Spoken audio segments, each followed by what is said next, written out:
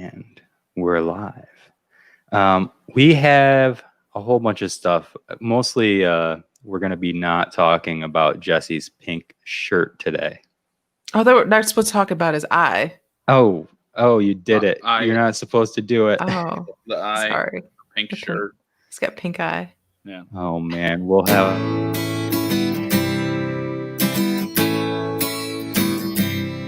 Who's there? It's rare. Who's there? It's rare. Come fill your time. This pod's for all. From the Finger Lakes, join in the call. Learn something new about the Cuca Trail. Upstate New York, every episode a tell. Who's there? It's rare. Who's there? It's rare. It's rare. All right. Good morning. What's up, guys? Hey. Welcome to Sunday. Sunday fun day. Sundays come by so quickly. So catchy. So I'd like to bring this up. I'm the reason we're late today.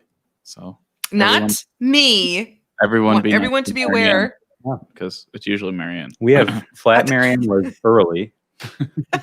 3D Marianne is also flat today because she's not in the studio with us. And she was texting me before I even made it inside the studio asking me, where's the link? I got to get on. Really? Oh, yeah. Wow. Yeah. Yeah. So. Well, times have changed. Don't know what that means. Nothing. I think there's been a few times, Jesse, you've been late. It doesn't sound like something I would do. A few? I really miss that I can't put my arm around Flat Marianne. Just Why do you think she moved over toward me? reach out, touch her. Why do you think she moved closer to me? I don't know. I mean, maybe she's more comfortable around you. She was trying to get out of your. She was trying to get out of your grasp. Yeah. She gravitates to people who come to work on time. Does she? Ooh. Oh, Ouch. I'm definitely not the man for Flat Marianne. Maybe someday. That's why I own my own businesses, so I can come to work when I want. You know, it's kind of one of the reasons you start your own business, right? It's not for the money. It's like, then I can go to work when I want to go to work. It's genius. It works great until you've got other people who you have to rely on to be there too. Right. Yeah, they have to show up on time because I pay them. Yeah. So you're saying that we need to start getting paid. Yes. Phil, your people, contact my people. We'll make something happen. Okay. We'll work on it. All right. We'll work on it very soon.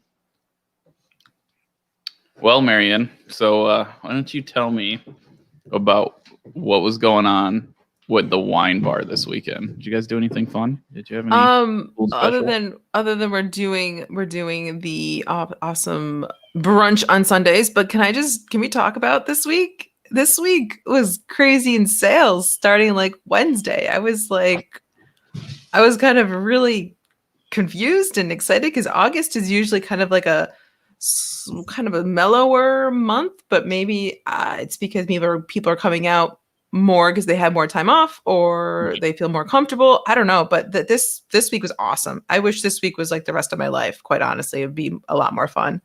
But it was great seeing a lot of really good people. I can tell you that. Awesome. Wow.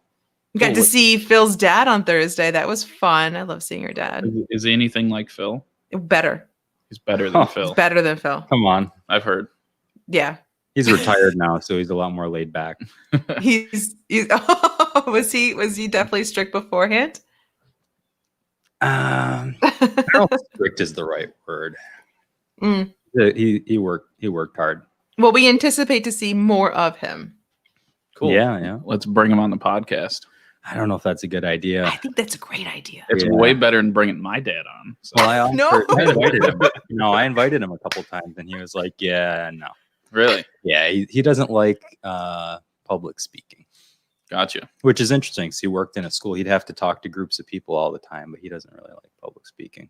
Huh. At least if I'm paraphrasing correctly. So is he watching right now? Probably. Does he watch? He'll catch it later. Really? Yeah. Yeah, he'll catch it later. He doesn't watch it live because he doesn't have Facebook, and I'm not sure if he knows how to operate the YouTube live feature. I'm not entirely sure how to operate the YouTube live feature, even though we are streaming live on YouTube.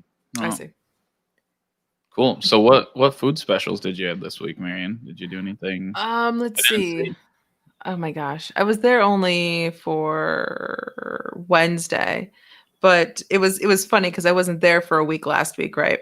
And then I come in and Shar gives me a list of like everything we're out of, and I'm like, it looks like we're going up to Rochester to take care of some stuff. So I did that Thursday. So I got everything that I needed to get. But honestly, I know there was a couple wines I dropped. I like picking up new beers. So that's the newest thing for me. So I don't know who you go. I know you do local, but I've been going through TJ Sheehan, and I Nice. picked up some new bears for like it's a New England IPA, I believe, and I picked up again the chocolate peanut butter stout because it's been just escaping the bar. It's really good. It's good. Why are you shaking your head? Too sweet. I love stouts like that. Oh, it's so good. They're fun. It's really good. They're really fun. So Yeah. I tried a Welsh cookie. I wanted to say that before we get going too. Did you make it all the way through the cookie? I got there did. and he'd had like a little nibble out of the corner of it. He's like, this is really good. I'm gonna finish this eventually. Yeah, yeah. So and Was it too rich? Really good. No, not at all. Actually, that's the nice thing about it. It's like I don't know. I thought it was figgy. I was told I was wrong. It's not figs. It's actually currants. And hold on, was it nutmeg? Nutmeg. Nutmeg. Yeah. Nutmeg. It was like Christmassy, but not too Christmassy. You know, Okay. I mean, it's pretty. It was good. I liked it. Mary really liked it. It's the perfect accompaniment for a beer. Yeah. I don't. Wait. I think I'd rather have it with maybe like a dark beer, but Right. I think with that scotch we were drinking. yeah. Can you imagine that? Yeah. Well, That so would've been good. here's the thing, right? There's Yeah. different flavors. So Oh. that flavor does go great with like a dark stout or a porter. Mhm. Yep. There are different cookies. There's a cranberry orange that everybody loves with wheat beers, and with scotch, the best flavor is chocolate pecan. Okay. Yeah, I guess chocolate smoke goes together. Makes Yeah. sense. So It's really nice. Phil, did you bring the Welsh cookies to 18th Amendment, or are you using it as currency again? Like, what are you doing? No, I was spending some time with our friends over at the Laurentide, Yeah. and I said, they've been really, really good to us. They're really nice, and I enjoy spending time over there. And I've got a friend who owns this Welsh cookie company, and man, those are just the perfect thing to go with beer. So I told them, I said, I've got something for you. It's on its way. I've got a present for you. And I showed up with a box with 3 dozen cookies of different flavors and a whole bunch of little 2-packs of the traditional blackcurrant nutmeg flavor. Yeah. And they've been going through them for the past week or two. Yeah. And I think everybody's really liked them. Yeah. Are they doing it as a beer and cookie pairing? I haven't been there in a week, so I missed out. I don't think they've done it in that capacity. I think they're just kind of testing them out right now. But my hope is that if, I always like to see that kind of stuff. I like to help my friends out. And I think it's really good for both of those businesses because they really are such a good complement that if they can get those so that they could do, pairings, or you could buy a dozen to go with your beers, or however they decide to work it out. But they're just testing them out right now. They got a test batch, and then, hoping that they'll be able to roll with it down the road and get it so they're regular. Yeah, I think if you're at the Laurentide, it's worth asking about them, giving it a shot, because they're surprisingly good. Yeah, it's a good point. Yeah, they might. I'm not sure if they have any left, but if they do, I'm sure they'd be happy to let you try some with your beers. It's pretty cool. I want the nutmeg one. I want to try the nut one. Yeah, that's the best. That's Is it my the best? favorite. Yeah. Okay. That particular recipe's been around for like 900 years. Since it's been around for so long. The cookies are still fresh, though. Okay, good. I was just concerned. Don't worry. No, the cookies have not. That particular batch was made last week. Come on, Marianne. Marianne, did you forget to pay your light bill? You're looking real dark. Do you want more light? I've been trying to go natural lighting here. Yeah, there's plenty of natural light behind you. But it's called clouds. Clouds are. It's just not a good day with the You have a sun. lamp, Lack of sun. Like, do you want Hopefully me to get a lamp? Loud, guys, I'm just gonna slide this a little closer. Oh, that's All right, perfect. We're good. It's perfect. All right. Okay. Cool. So speaking of, when you said bear, when you pronounce Bear. bear. That Bear. brought back this vivid memory from when I was in grad school. I was in Virginia, and I was doing an internship and at a physical therapy clinic. And this guy, he was like a gas delivery guy, and he was having a lot of pain, and he was this like just old-fashioned tough guy. Mm-hmm. But just really nice guy, old-fashioned tough guy, had a accent, had that Virginia, like in Virginia, you don't know whether you're going to get people that speak like us or people that speak like they're from the deep South. You get both of those in that state, which is weird. Mm-hmm. But I was there, I was working with the physical therapist and this guy, and we were asking him about how his pain has been. He said, oh, well, it was starting to hurt a little bit last week, but I had 2 bears and started to feel a lot better. And we just the PT and I looked at each other and we knew so we waited. We should have just asked him, but we waited and we went in the other room after he left. We were like, did he say bear or beer? Is he taking 2 aspirins or drinking 2 beers? Bear. Drinking beer. No, he was. Yeah, she told me the next week. She's like, yeah, I asked him the next time I saw him, and he said, yeah, no, beer. I was drinking beer. Yeah. Some bears. So every time I hear bear, that's what I think of. It's pretty funny. Drinking bears. How's the 18th Amendment this week, Jesse? It was good. It was busy Thursday, busy Saturday, slow Friday. So. Oh, see, it was slow on Saturday, crazy Friday, good Wednesday and Thursday. People are taking turns where they're gonna crush, one day a week. I agree, and I think the weather was kind of crappy yesterday too. Weather-wise, it was like rain, sun. Boring, so. yeah. I tried to stop in the Laurentide last night, and they were turning people away at the door. Really? They were so. I mean, they were like capacity. Yeah. I mean, they had to, there was nowhere to sit, and to keep the social distance and everything. I was like, wow. I mean, they were slamming. Yeah. A good problem to have. Yeah. Well, and it's good that they were enforcing it instead of letting everyone pack in too. Yeah, they did a good job of keeping everyone spaced, and even I walked to the door. The guy didn't know me, but he's like, hey, so we're at max capacity. And I'm like, oh, okay. And Tracy's like, where are you going? I'm like, oh, no, don't worry. Like, I don't want to get you guys all good. Yeah. So, do you know who I am? Wait a minute. Hold up. You didn't play the card. Do you not know who I am? I would never do that. Don't you know? I am not that type of person. I was more than happy. I didn't see in the bar.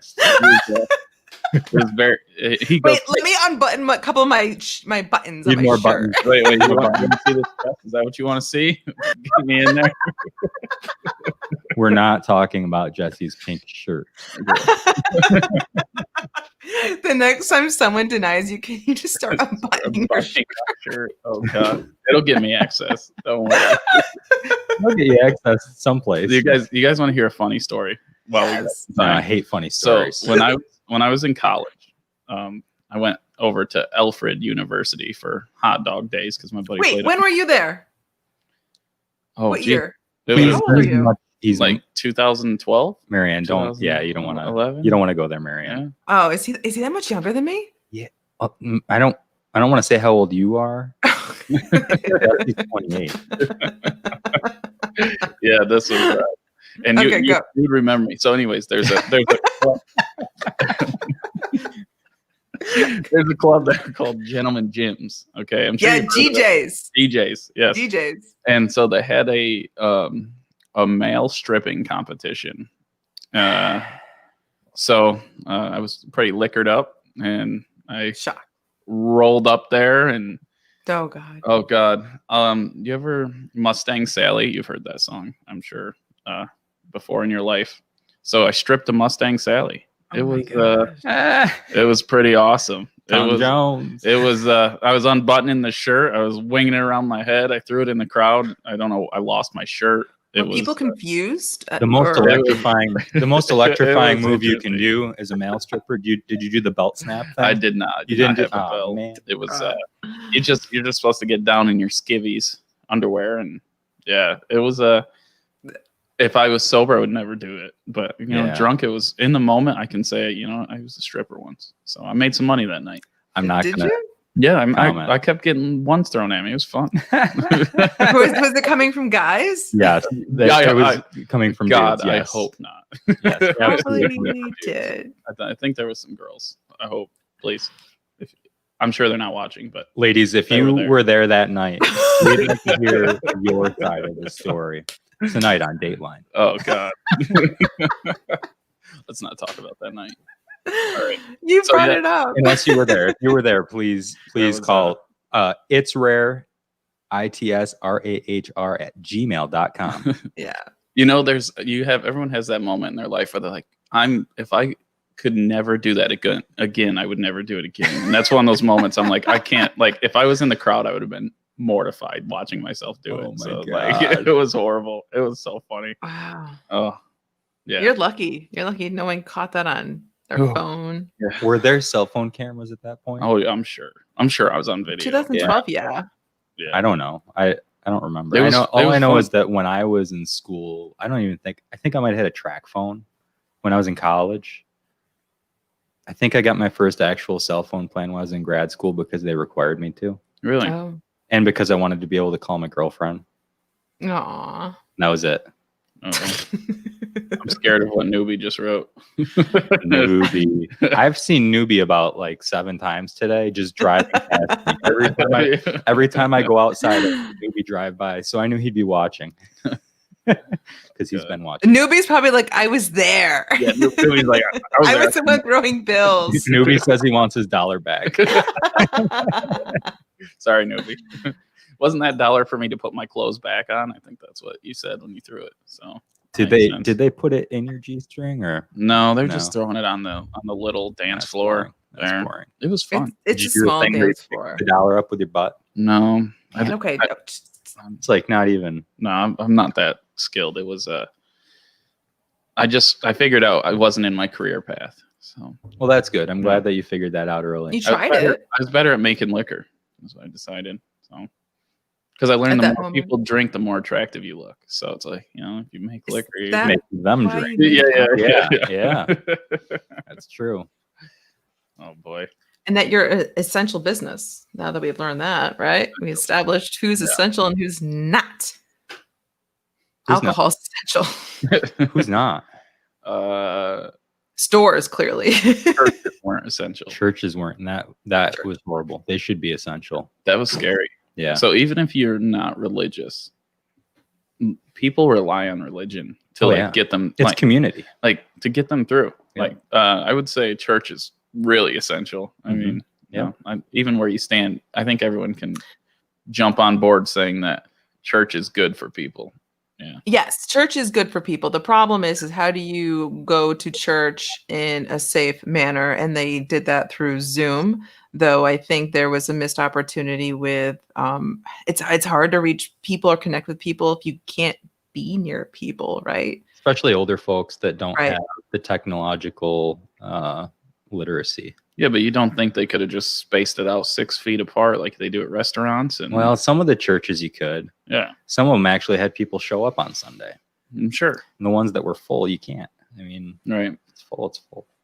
It's hard. I don't know the right thing to do there. I think the right thing is probably to educate people and give them a second option. So what I would have done if I was magically in charge, I like to play this game, right? So if I was magically in charge of how we're going to do church service and I was the guy, like if they just told me, okay, here's all the facts and you're the minister, I would have told my people, we're going to broadcast this live on Facebook and YouTube, just like we're doing right now. Mm-hmm. And I would have said, if you can take advantage of it that way, I'd really like it if you would do that. If you're going to show up in person, if you don't have the ability to do it with technology, we're going to try to space out the best we can. Everybody's going to wear masks. We're going to have hand sanitizer. And you from have to do the temperature checks Barrington too. Distillers. Yes. Well, check your own temperature. Seriously, check your own temperature. If you don't feel 100%, please don't come. Yeah, but it's hard. So- I know to get there's the people to police pre-symptomatic. people. Well, Yeah. you know what though? If you here's the thing that I've been dealing with, right? Mm. So you're asking people to, so at work where I work right now, right? I have to fill out a survey every day before I show up saying, no, I haven't been to any hot spots lately. I haven't been out of the state. I don't have any of these symptoms. Well, if you just tell me don't show up if you have any of those things, like asking me to fill out a survey isn't going to make me less likely to show up than just telling me don't do it. You know, if you say, okay, don't show up if you don't feel good. But I think people need the checkpoints though, Phil. I mean, you get it, whatnot, but other people need some sort of standards. If the thing is, if you're going to show up knowing that you're not supposed to show up, you're going to lie when you fill out that survey. Well, right. That's why but taking people's temperature at the door is a little bit. It helps. Yeah. Yeah. Here's the deal with temperature taking, right? I worked with COVID positive patients for 3 months. Right. I rarely saw any of them with the temperature. With the temperature? Yeah. Do you think the temperatures were not taken correctly, or it's just, I mean, that's maybe just no, not I think one most of them didn't have a fever. Right. So, but it's the one of the symptoms that they can capture, I guess absolutely. You could say. Yeah, it's subjective. It's something that you can't lie about whether or not you have a temperature unless you take Tylenol. You could just easily take Tylenol and still show up. Right. Yeah. But mm-hmm. Point being is, you know, I mean, not to go into it forever, but that I think the best thing is to tell people, look, it'd be really cool. Oh, that's a weird view. It'd be really cool. Put it on my chest. It'd be really cool if you could just take your temperature, and if you're having any kind of symptoms, if you don't feel 100% good, then please just don't come here. Yeah. Don't walk in the door. I don't know if you guys are aware, but so this week there's been a lot of communication coming from the schools and doing the best they can to get everything situated. So listening to from the elementary, middle school, and high school, and how much work was put into it, how much moving around, and I just feel so sad and sorry for everyone that has to do it, because it's going to be a lot of hard work, not only from parents but kids too. Teachers, administrators, people in the transportation. I mean, it's going to be a lot of hard work for this school year, and it's going to be ever changing as well too. So I want to give props to everyone that's signed up for something like this, but this is probably the next month or so is going to be very challenging for a lot of people. But like I was talking to my daughter about it. I'm like, this is going to be challenging, but we have to remember to keep in a positive way about everything, and always talk to someone if you feel like there's something wrong or something going on. You know what I mean? Yeah. But could you imagine being a kid and have to go to school and relearn school again from that ass? She's like, we have to wear masks all the time. Like, you're going to have to be clean. You're going to have to be cool. And this is just a new thing for now, for a little bit, you know? Those kids are going to be animals when they get back. They've been out of school for 5 months, man. It's since March. Kids adapt. Yeah, they do. They do. The first week though, because like I know after summer break, I was a kid, of course, like we all were. Still a kid. Yeah, and when you first came back, you're like, okay, I've done this, I remember this, but 5 months, like. Yeah, 5 months is like, whoa, they come back, they're not going to be ready for this. It's going to be interesting. But kids adapt so fast.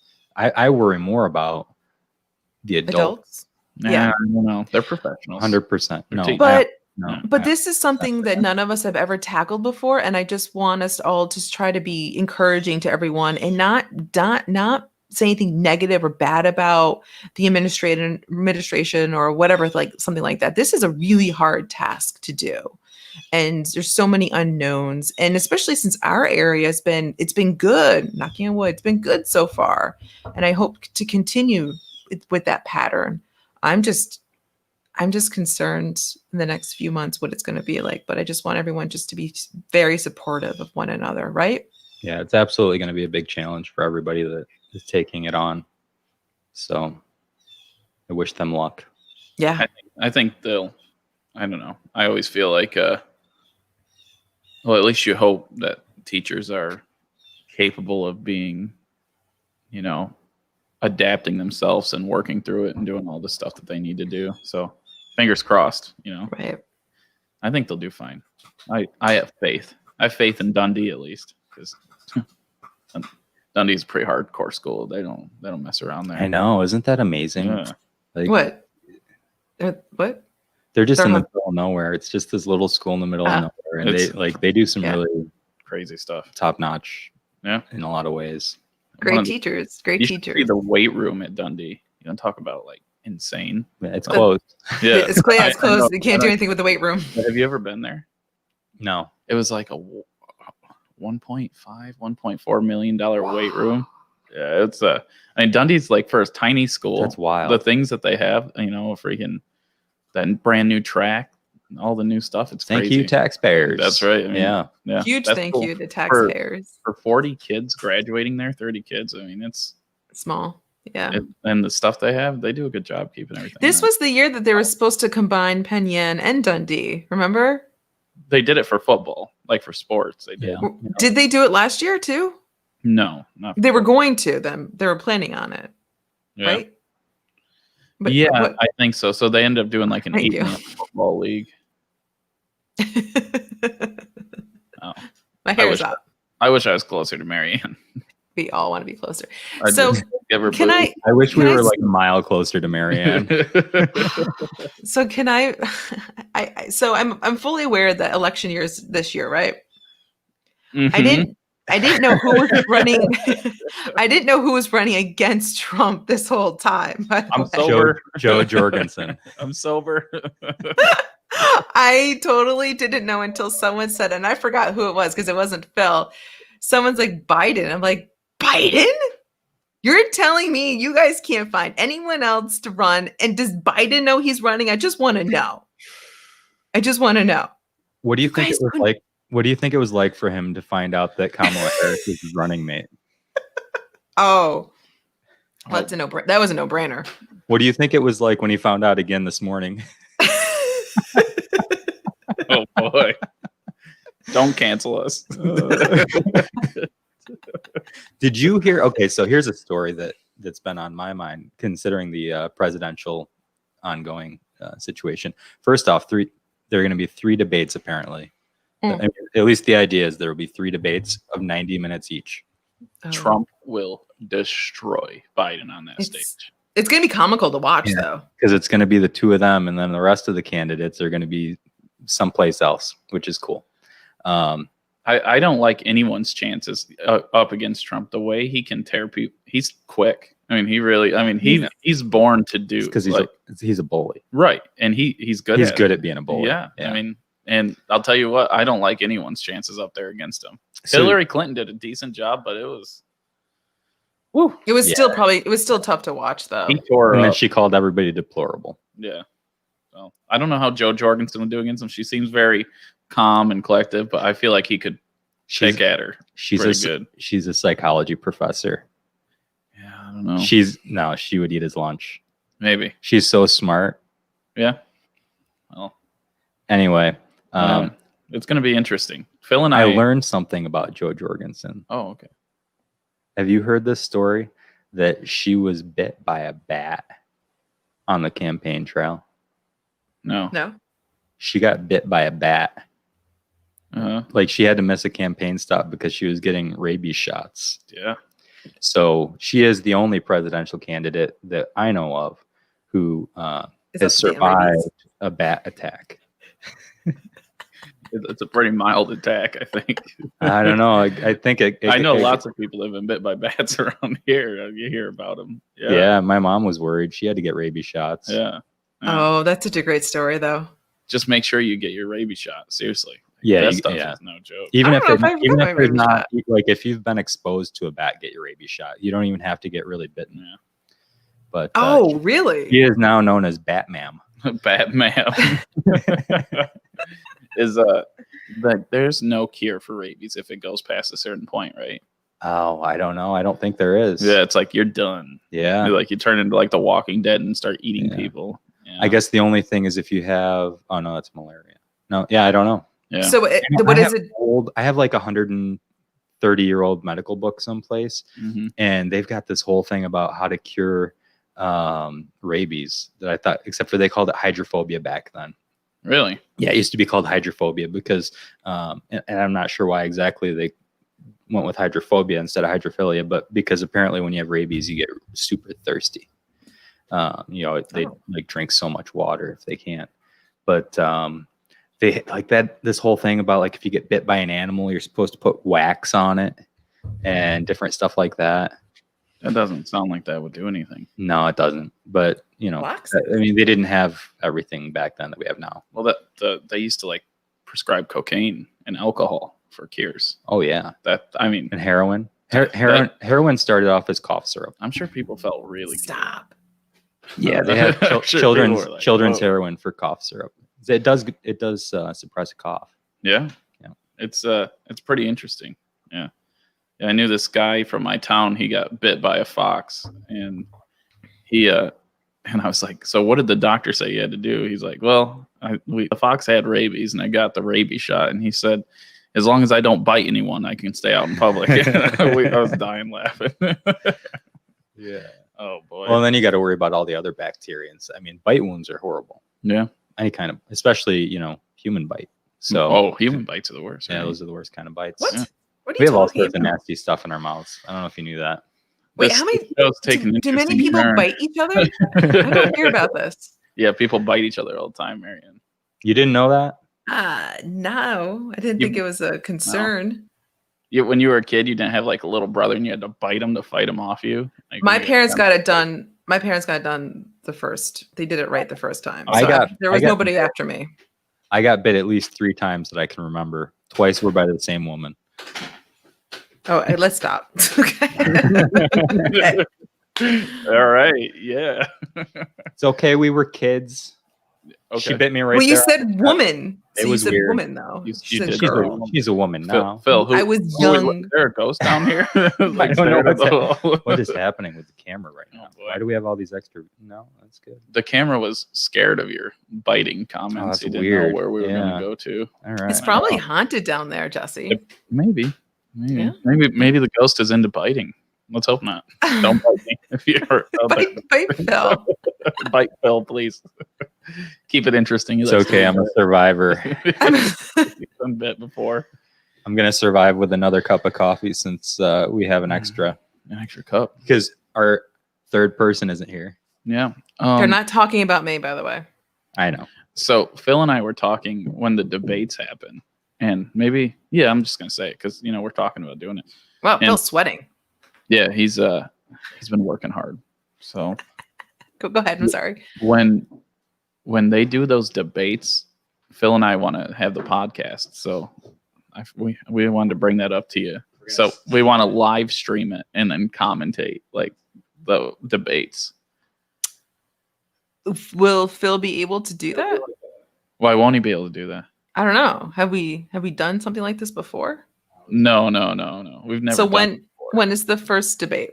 I don't know. I'm not sure exactly the date, but the idea would be is like we'd have like a TV with it being on, and I'm sure. No, I lied. Wait for Phil. He'll tell you how we're gonna do this. It's Projector? gonna be interesting. Project on the wall? Can you hear me? All right. So here's what we do. Okay. Have you ever seen? Sometimes I don't like to talk about him a lot on here because he has a competing podcast. But have you ever seen Joe Rogan's podcast? I haven't. Okay, so sometimes what they do is they'll have what's called a fight companion. So if there's going to be an MMA match on, they'll kind of watch it and they'll do their podcast, and then every once in a while, and they'll kind of comment on what's happening in the fight. Well, we could do it like that. I mean, we don't have to show, because I think we'd get pulled. I think we'd get pulled from Facebook and YouTube if we played Right. the debates on our show. But we can talk about it, and then you can watch it from home. Yeah. That tell you makes more what's going sense on. to me. Yeah. Yeah. Because you can't just rebroadcast something without the permission. I mean, football always says that, right? Can't do that. Yeah, I don't NFL. know. I don't know how that works when it comes to debates. I don't know if that's I'm not sure. got a copyright to it. We'll Shouldn't be. look Probably in- copyrighted. We'll look yeah. into it. If we can play it, we'll play it. and we can have it streaming on one of our screens. And if we can't, then we'll do We'll find out. Yeah. I invented a drinking game for us for it. Fuck. It's gonna be awesome. So we're all gonna. I'm probably gonna die. So I'm gonna put the names in the hat, and everyone's gonna pick a name, and whoever's name you get, you have to drink when whatever they do that they're not supposed to do. So like when they're getting yelled at by for, the mediator, you Trump, mean? like for Trump, like if he says bigly or something like that, you have to like drink. Or when Joe Biden loses track, like mid sentence, you have to drink. It's gonna be like it's gonna be crazy. We're gonna be Jesus. We're gonna get a little die. twisted up doing this. That's a really bad idea. And everyone at home can join in. It's gonna be a blast. This is not. I invented this. It's all invented. I got it on a piece of paper. You know what? Yeah. Well, but we'll have to have beer. Yeah, no, not we're liquor. Not gonna do it with liquor. No, we'll do it with beer. We're not trying to turn this into a shit show. I mean, it depends on what day of the week it is, but I've got to be sharp. Yeah. You have to go to work. Yeah, I can't die. I can't die on the podcast. Although that would make a. No, it would not. Stop it. Yeah. So that's gonna be a fun game. Great action-packed episode. Phil died today. I can't wait for you guys to read the rules. You're gonna love the rules I made up. I'm just glad you already made up the rules. It's good. You guys are You're so prepared on this drinking game. Gonna be a yet you're so late today to come do the podcast. Well, there wasn't drinking on the podcast, so there's no alcohol down here. So here's what we should do when we do that, though, is when we go live, we'll post the rules in writing too, so that people can pull those up. Yeah, and they'll know what they are the whole time. We don't have to keep repeating it. Could we even have is there a way that if somebody wanted to call in on the show and we can, well, they can comment here and we can respond to them. That might be the best way. And I'd love to have. I was actually hoping to get in touch with some of my friends in Iowa before the show today, because they've had a natural disaster out there. I don't know if you heard about it. No, what happened? Yeah, I don't know all the details. I was hoping I could get somebody to come on and explain to us what happened. But, when you think of Iowa and you think of natural disasters, it's like tornadoes. Right. So apparently what they had, as far as I know, was not a tornado. It was more like a hurricane, which, yeah. Okay. So I saw some videos and just like the downdrafts and the trees. I mean, my friend showed some video of his backyard, and it was just getting started, and the wind was crazy and the rain was crazy, and he said none of his trees survived. Whoa. And the trees in Iowa are big. Yeah. And he showed, all sorts of stuff in his backyard. I saw photos that they got devastated out there. So here's, thinking about our friends in Iowa, and hopefully they recover okay. And if you need any help, let us know. We'll see what we can do. And the thing with Iowa is that place is awesome. It's a hidden gem. Oh, it's amazing. I love Iowa. Really? Iowa? Yes. I love Iowa. And I think if people in Iowa would get mad if you told about it, because don't tell anybody about Iowa. It's seriously that nice. It's so cool. Iowa's cool as hell. And especially for I guess my style of person of living out in the country and hunting and to be honest, food. It reminds me, it's flatter. Yeah. But it reminds me a lot of here. Yeah. There's a lot more going there than people think. Yeah.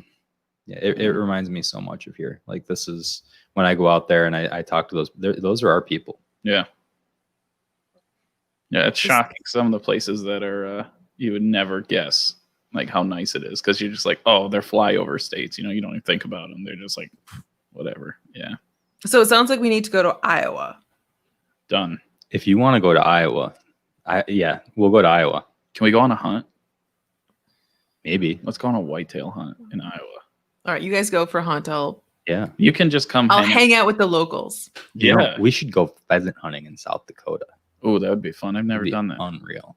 Yeah, I have done it with the bird dogs, man. That would be cool. The South Dakota pheasant hunting, you would never imagine. You see pheasant around here, canned hunts mostly, right? Yeah. In South Dakota, every ditch on the side of the road has 15 pheasants in it. Really? When you go down and, we would do, so the rules, the laws for hunting in South Dakota are a little bit different. It's interesting. So you can carry, so in New York State, you can't have a loaded long gun in your car. But in South Dakota, if you're hunting pheasant, you can have it loaded. So you just basically, you don't put one in the chamber, and you just drive down into a field or a country road. And if you're hunting the ditches, and you just pop, like you drive down in, put it in, put the brake on, open the door, you pop out, the dog pops out, the dog takes off, and they pop up, and it'll be like 150, 200 birds will just fly up out of every field. Wow. It's incredible. Jeez. It's incredible. Can we all give Phil credit on his Well, you did it one more time. That shotgun. It's a shotgun. It's a action. You gotta love those. Yeah. But that was, it's so much fun. Yeah. It's so much fun. And the dog loves it. I took Hawkeye when he was like, man, he must have been 6 months old at most. I'm sure he went and had a freaking blast. Oh, he had such a good time. And you know what? I hadn't really trained him for pheasant hunting at that age. Yeah. He knew. I'm sure. He knew exactly what to do. He's got out of the car. Bird dog, man. Yep. Yeah. And when a bird would get shot, I was just one of my buddies took a shot and he popped one. And I was like, hey, good shot. And, I kind of gave my dog the command to go get it and bring it back, like that I do when I play fetch with him. And I didn't think he was going to do it. And I'm talking to the guy like, oh, good job, getting ready to go walk and get the bird. And I turn back around, and all of a sudden Hawkeye comes back, and he's got it in his mouth, and he's just like, and the guy's like, look, I'm like, oh my God, that's awesome. Good boy. Go Hawkeye. Here, like, give me the bird. And he dropped it. Oh, so he's soft with it. He has a soft mouth. He brought it over and he dropped it. Wow. And it was awesome. That's cool. It was so cool. It was a proud dad moment. Oh, yeah. I bet. Cool. Yeah. So cool. That is cool. So talking about proud dad moment. So my future father-in-law commented, and I told him I would read his comments this time. Future father-in-law. Wait. Paul Future father-in-law? Yeah, I mean, at some point, I'm sure I'm going to have to, pop the question. But does Mary know this, or are we just finding out about this? yeah, she's demanding. Oh, we got to give a shout out to Dan Spotman. Who's that? Spotman. I don't know, but he lives in Iowa.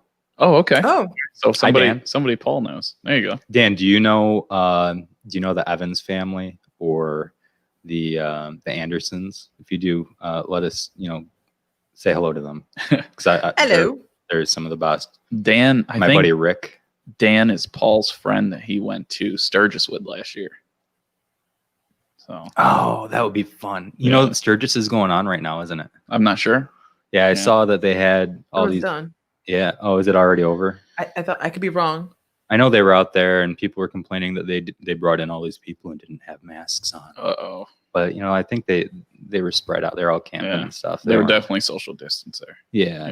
They were protesting something, so it's okay. Sorry, I don't know if I'm supposed to say that. I'm gonna get canceled now. Don't cancel us. So, future dad-in-law. Yeah. Right? Yeah, Paul. Yeah. Paul. When do we get to meet Paul? Oh God, I don't know. Should we have Paul on the podcast? If I invited Paul on this podcast, Mary would have a heart attack. She would. Why? Oh, she would have a heart attack. Yeah, because he would talk about Jesse's pink shirt. Yeah, well, pink eye. He would. He would have lots of comments. We would enjoy them, but Mary would have a heart attack. So yeah, and so I got a touchy subject I want to bring up. Oh yes. But before I do that, I'm gonna grab a little bit of alcohol upstairs. Would you like anything? Yeah. Yeah, I'm gonna either get champagne or Wrench IPA. So IPAs are always good. Okay, cool. I'll be back. Do. So, brother. Hey, bud. How are you? I'm pretty good. Good. I don't know about Jesse though. What about Jesse? I don't know. He's got that. Why does it do that? Why is it pointing at my chest? Because you don't have enough buttons you need buttons to unbutton. Yeah, I got buttons. let it go. Buttons for days. How are And- you? Are you excited about like work? Going back to work? Oh, yeah. It's going to be interesting because I don't know if I should say this on the internet live, but I'm teaching a course this fall. Did I tell you that? We talked. I told you I should be teaching it. Yeah, you should. But essentially, I just found out recently that I'm going to be teaching it, and it's a course that I haven't taught before. So just kind of trying to navigate what that's going to look like. And I think the more I think about it, the more it's going to be really good because I'll be able to kind of go through some of the stuff that I'm going to be asking the students to do. I'm going to be asking them to adapt. I'm going to be asking them to change and be flexible, and kind of learning how to be a student, how to think critically, how to kind of get past their biases. And So you're not going to make anyone cry, though, right? That's the most important thing, and that's what I told you earlier. I don't know. I did make somebody cry in my Already? anatomy class. So I don't know. I can't promise that people won't cry. I can't promise it. You know what? I mean, it's a learning situation. I'm not going to actively try to get them to cry. But you just got to ask people to be open and look at that. Everyone. He got flat Marianne. There's flat Marianne's. I thought that the two big ones were yours and then the little one was mine. What a good bartender. All right. Well, flat Marianne has a drink. Mine is over there. There we go. Thank you, sir. So this is, you ever heard of industrial arts? I'm sure Marianne has. Negative Ghost Rider. Industrial arts. So on Untapped, this beer has like a 96% rating. Wow. It's called Wrench IPA. It's a New England IPA. Where'd you get that, brother? I got it from Rich Morrison at Keg and Barrel. I love Rich Morrison. I was like, Rich, I want a really good New York beer because that's all we serve is New York beer. And he goes, well, this is down on the Hudson River. So, yeah, this brewery. Industrial Arts. Check it out. Good stuff. How is it, guys? From coffee to beer. Like a pro. Did you give Marianne some of hers? Oh, sorry. I'll let her drink first. Ladies first. Ladies first. Ladies first. It's delicious. Is it? No, I love New England IPA. I think though it's mellow. It's a lot of flavors in it. Oh yeah.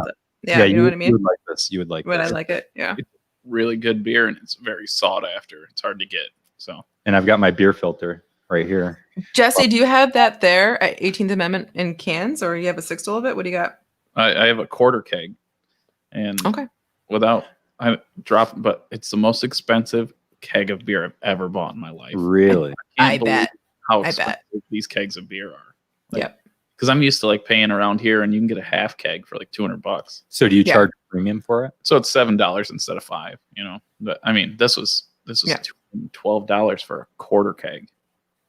Oh wow. Yeah. So can you imagine buying a half keg of it? What is it like? That'd be like $400, dude. Yeah. Like whoa. And you got to make sure you sell it too. So yeah. That's got to be tough.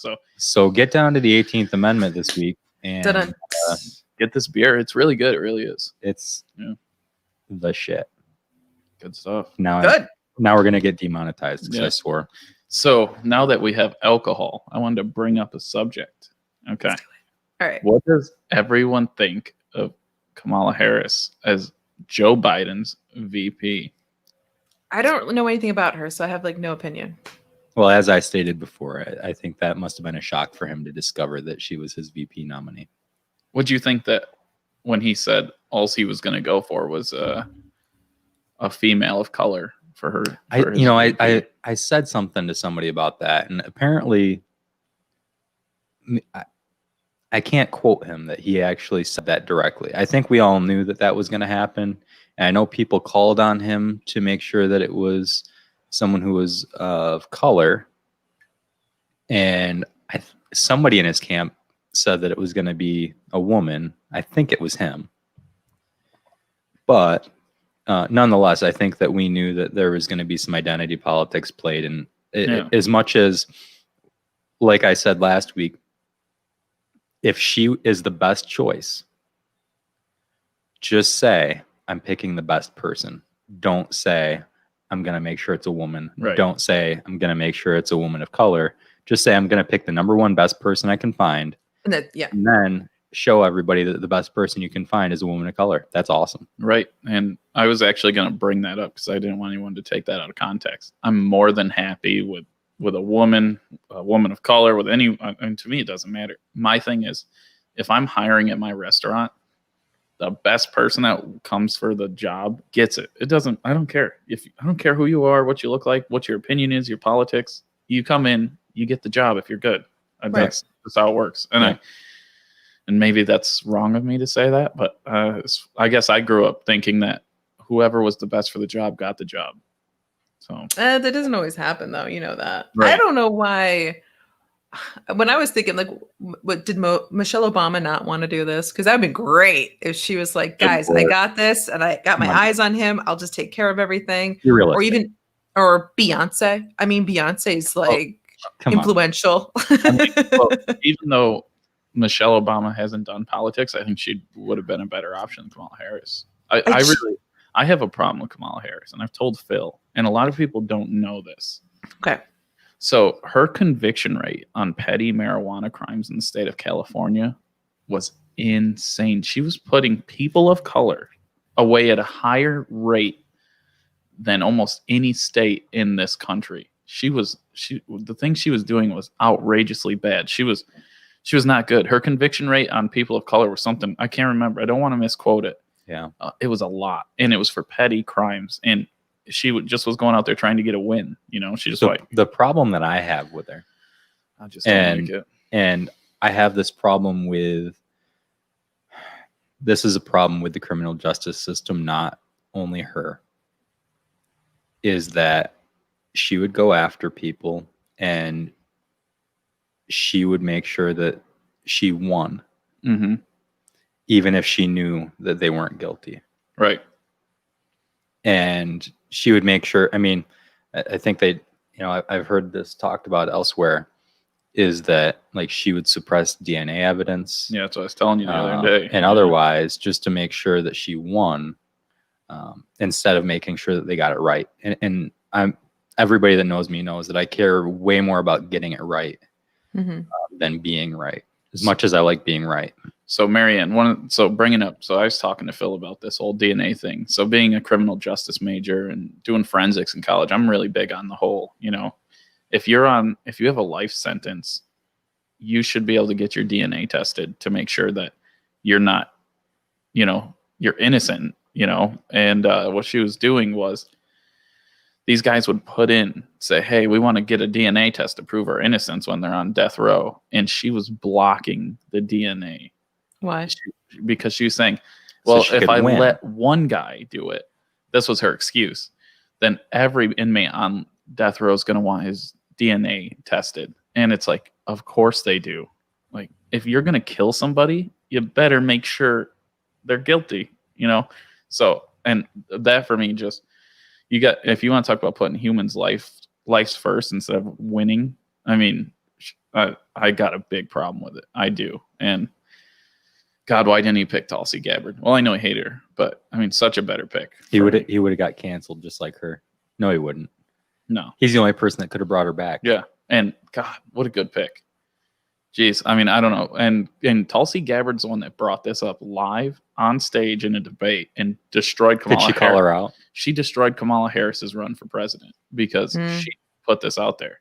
And it's the truth. And it has nothing to do with her. It has to do with her politics and what she did when she was, what exactly was her position? She was a prosecutor. A prosecutor. Yeah, it's despicable. Yeah. It's not, I mean, again, a lot of things Trump did.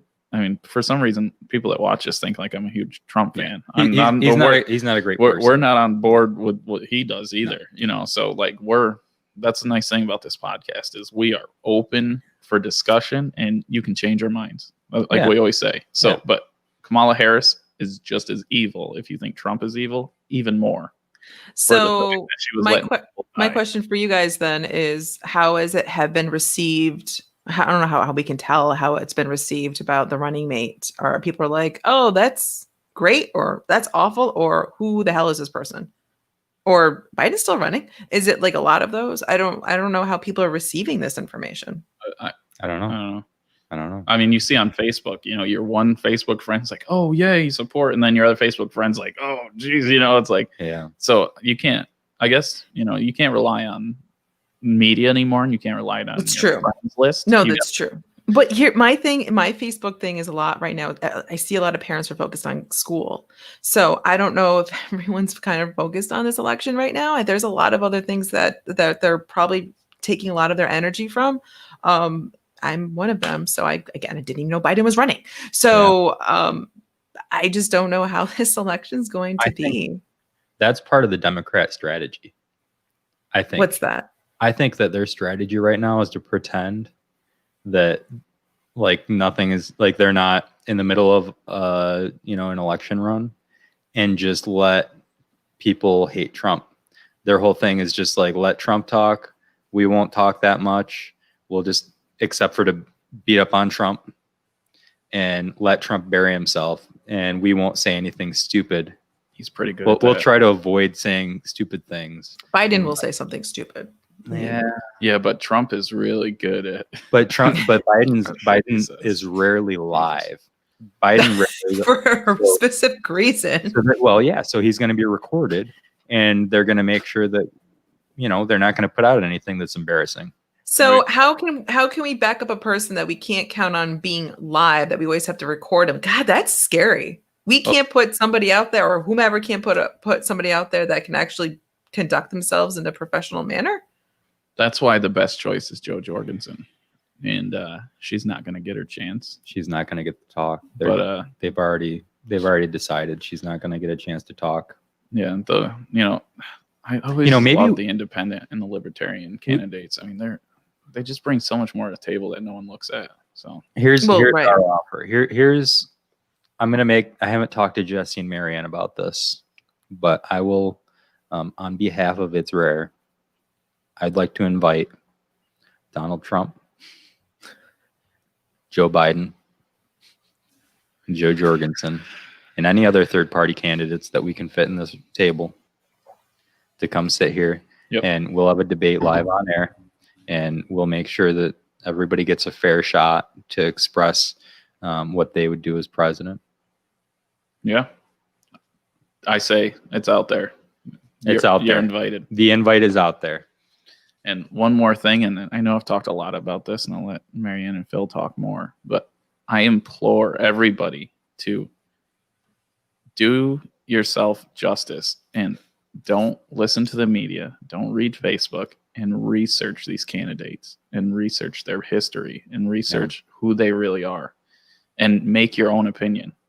Does anyone remember in high school, you remember when you had to go and you had to get your own opinion? You had to make it wasn't given to you. Yeah, and you have to decide why that's your opinion. Why it's your opinion? What? Get to back it up. Go back to it. Why do you think that thing that you think? Really, stop being swayed by media. Yeah. Stop. Just make your own choices. You don't have to, just because someone says this is the right thing and it's the cool thing, it's not. Like I told you, I think social media is the worst thing that's ever happened. Well, and I asked selfies are also the worst things ever happened too. I had two incoming freshmen at the college email me this week and ask me some questions, because I'm going to be teaching them this fall. And one of their questions was, what advice do you have for freshmen? How can I be successful in your class, successful at the college and otherwise? And one of the things I said is, preparing for my course, one of the best things that you can do is just ask yourself, just be honest with yourself. Why am I here? Why is this the place where I am at this point in my life? What brought me here specifically? What is this place going to do for me? What am I going to do for it? And that's the same thing when you go to the voting booth. Why am I here? And why have I made the decision I'm making? Now, if you're in a state like New York, we know who's getting our electoral votes. We know and they don't have to do that, by the way. I'd recommend everybody go look this up. But the state doesn't have to give all or nothing. They can distribute electoral votes any way that they decide in their constitution. Every state does it all or nothing, but they don't have to.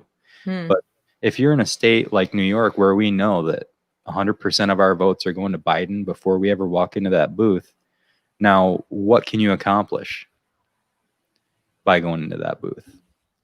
And I think the biggest thing you can do, and I know I keep hammering this, but if you vote for a third party, you're going to make it so that if enough people do that, you're going to make it so that the next election, we might actually have a third choice, and you can pick who you want instead of vote against somebody.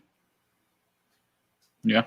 The two-party system does not work anymore. Maybe it never worked, but it definitely doesn't work now. Yeah. So Did you also tell your happen? Phil? Did you also tell your classmates or your students to also subscribe to the podcast as well? No. I think Flat Marianne asked for more beer. Flat Marianne did. Oh yeah. Right, here you go. There we go. Take it easy, Marianne. No, I didn't. Oh gosh. I'm not going to promote the podcast to them. No. I just that was in jest. Not that there's anything wrong with that. It's okay if you're watching. Hi. I hope everything's going really well. Welcome to QCA. Thank God I'm not your professor. Thank God for that. Yeah. Phil, can you have any special guests in class, Zoom class, or no? Is that frowned upon at QCA College? 100%, and I'm 100% planning to. I'll probably bring Flat Marianne. Okay. I was gonna say, don't okay. pick me. Would you like to? I would love to. I would love to. class? I've always wanted to Yeah, we might be able to work that out. I know. educate the students. Well, I want to expose them to different kinds of experiences that they can get in the local community. Yeah. And I especially, I'd like to probably reach out to some of my nonprofit friends. That's a big one. That's a good one. Because I think being part of the community is supporting a community and getting involved with some of the local nonprofits could be really good for them. What is this class? It's like an intro. It's like an intro to being a QCA college student. Oh, okay. So it's all critical thinking and getting involved with the community and how to debate properly. You're gonna be awesome for that. I hope so. You're gonna do You're a gonna be great. great. You're gonna be great. You really are. I'm gonna try really hard. I wish when I was in college I had somebody like you that was open-minded, because I remember in my college, like people were forcing their opinion on you. Yeah. Right. Like it was crazy. Like now I think about like Jesus, like that wasn't normal, right? And that's part of why I'm doing it, is that I had a course at QCA College 17 years ago that was a long time very ago. Similar to this course that I'll be teaching. Mm-hmm. And I think that is a large part of the basis for the way that I think through different things. Yeah. And obviously I've developed a lot since then, but I think a lot because of that. And so I want to give that back to the students that are there now. So That's important. yeah. Yeah, I really think you're gonna do great. That's all. Thanks. Yeah. I had two professors at Alfred University. They were both my marketing professors, and they always motivated me to do better, be better, and just loved picking their brain on a whole bunch of stuff. And it was actually the first one was Dr. Howard. He was my marketing professor, and my second one was Dr. Rummel, Amy Rummel, who was also my other marketing professor. I actually ran into Dr. Rummel at Heron Hill. Her daughter was getting married, and that was a couple of years ago. And it was just nice how we just randomly ran into each other and whatnot. But I think it's important, and hopefully everyone has a chance where they have somebody in their lives that inspires them to be a better person, as a mentor or significant other or friend, even. You know what I mean? Just someone, Absolutely. a parent as well. Absolutely. Would you like to come forward and tell everyone about how much you drank during hot dog days at Alfred? I worked hot dog days. I Really? worked as a campus security. No way. Oh. No way. I did. I worked as a campus security All guard. right, Kamala. Oh, there we go. Yeah, we got a prosecutor over there.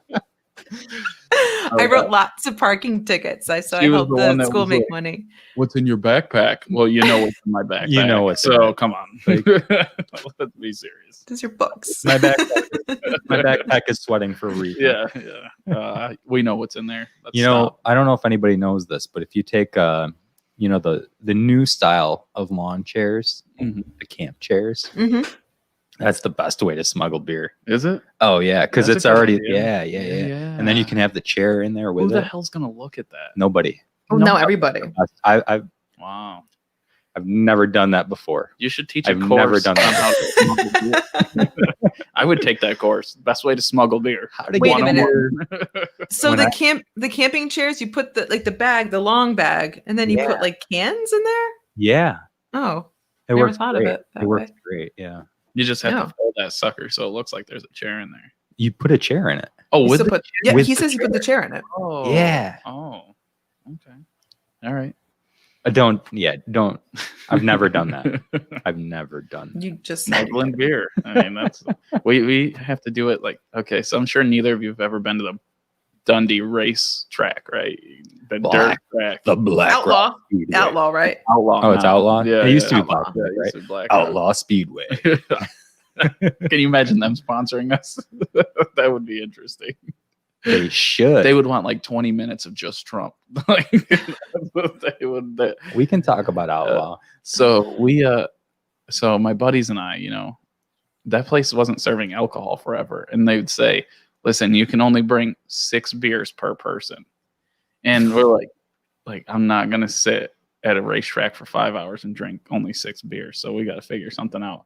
So we came up with some pretty inventive way to sneak beers in. I mean, it was pretty interesting. The best one was my buddy out of the back of his truck throwing beers at us. And we're trying to like catch them like over the fence. And like the security guy comes over. He's like, "What are you guys doing?" We're like, We're just getting beer in. And he goes, "Just bring the fucking beer in." Like, he's just like, He didn't care. No, he didn't care. He's like, "You guys are stupid." Like they're shook up. Just bring it in. Like, okay, whatever. He was afraid you guys are going to hit your Sit head. there and throw beers over the fence. were they checking bags? Oh yeah. Oh yeah. If it's like Dundee Speedway, it's like I graduated with these kids. They're like the kids that were running security are like all the kids that you knew would run security at Black Rock someday. Yeah. So it's pretty funny. So They're not too bad. were you of age?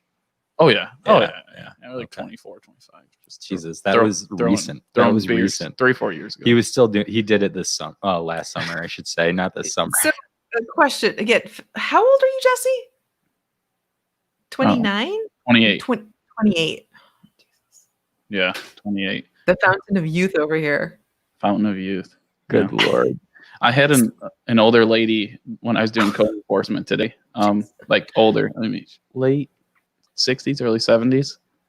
She wanted a shed permit, and I'm sitting there, and she goes, "How old are you?" And I was like, "Oh, I'm 28." She's like, "You look very handsome with your gray hair at 28." And I'm like, "Wait, what's going on?" And then like, she's like, "You want to come in and have a cup of coffee?" I'm like, No, I don't think so. I was like, I was scared to that. Do you get that a lot? Yeah. Yeah.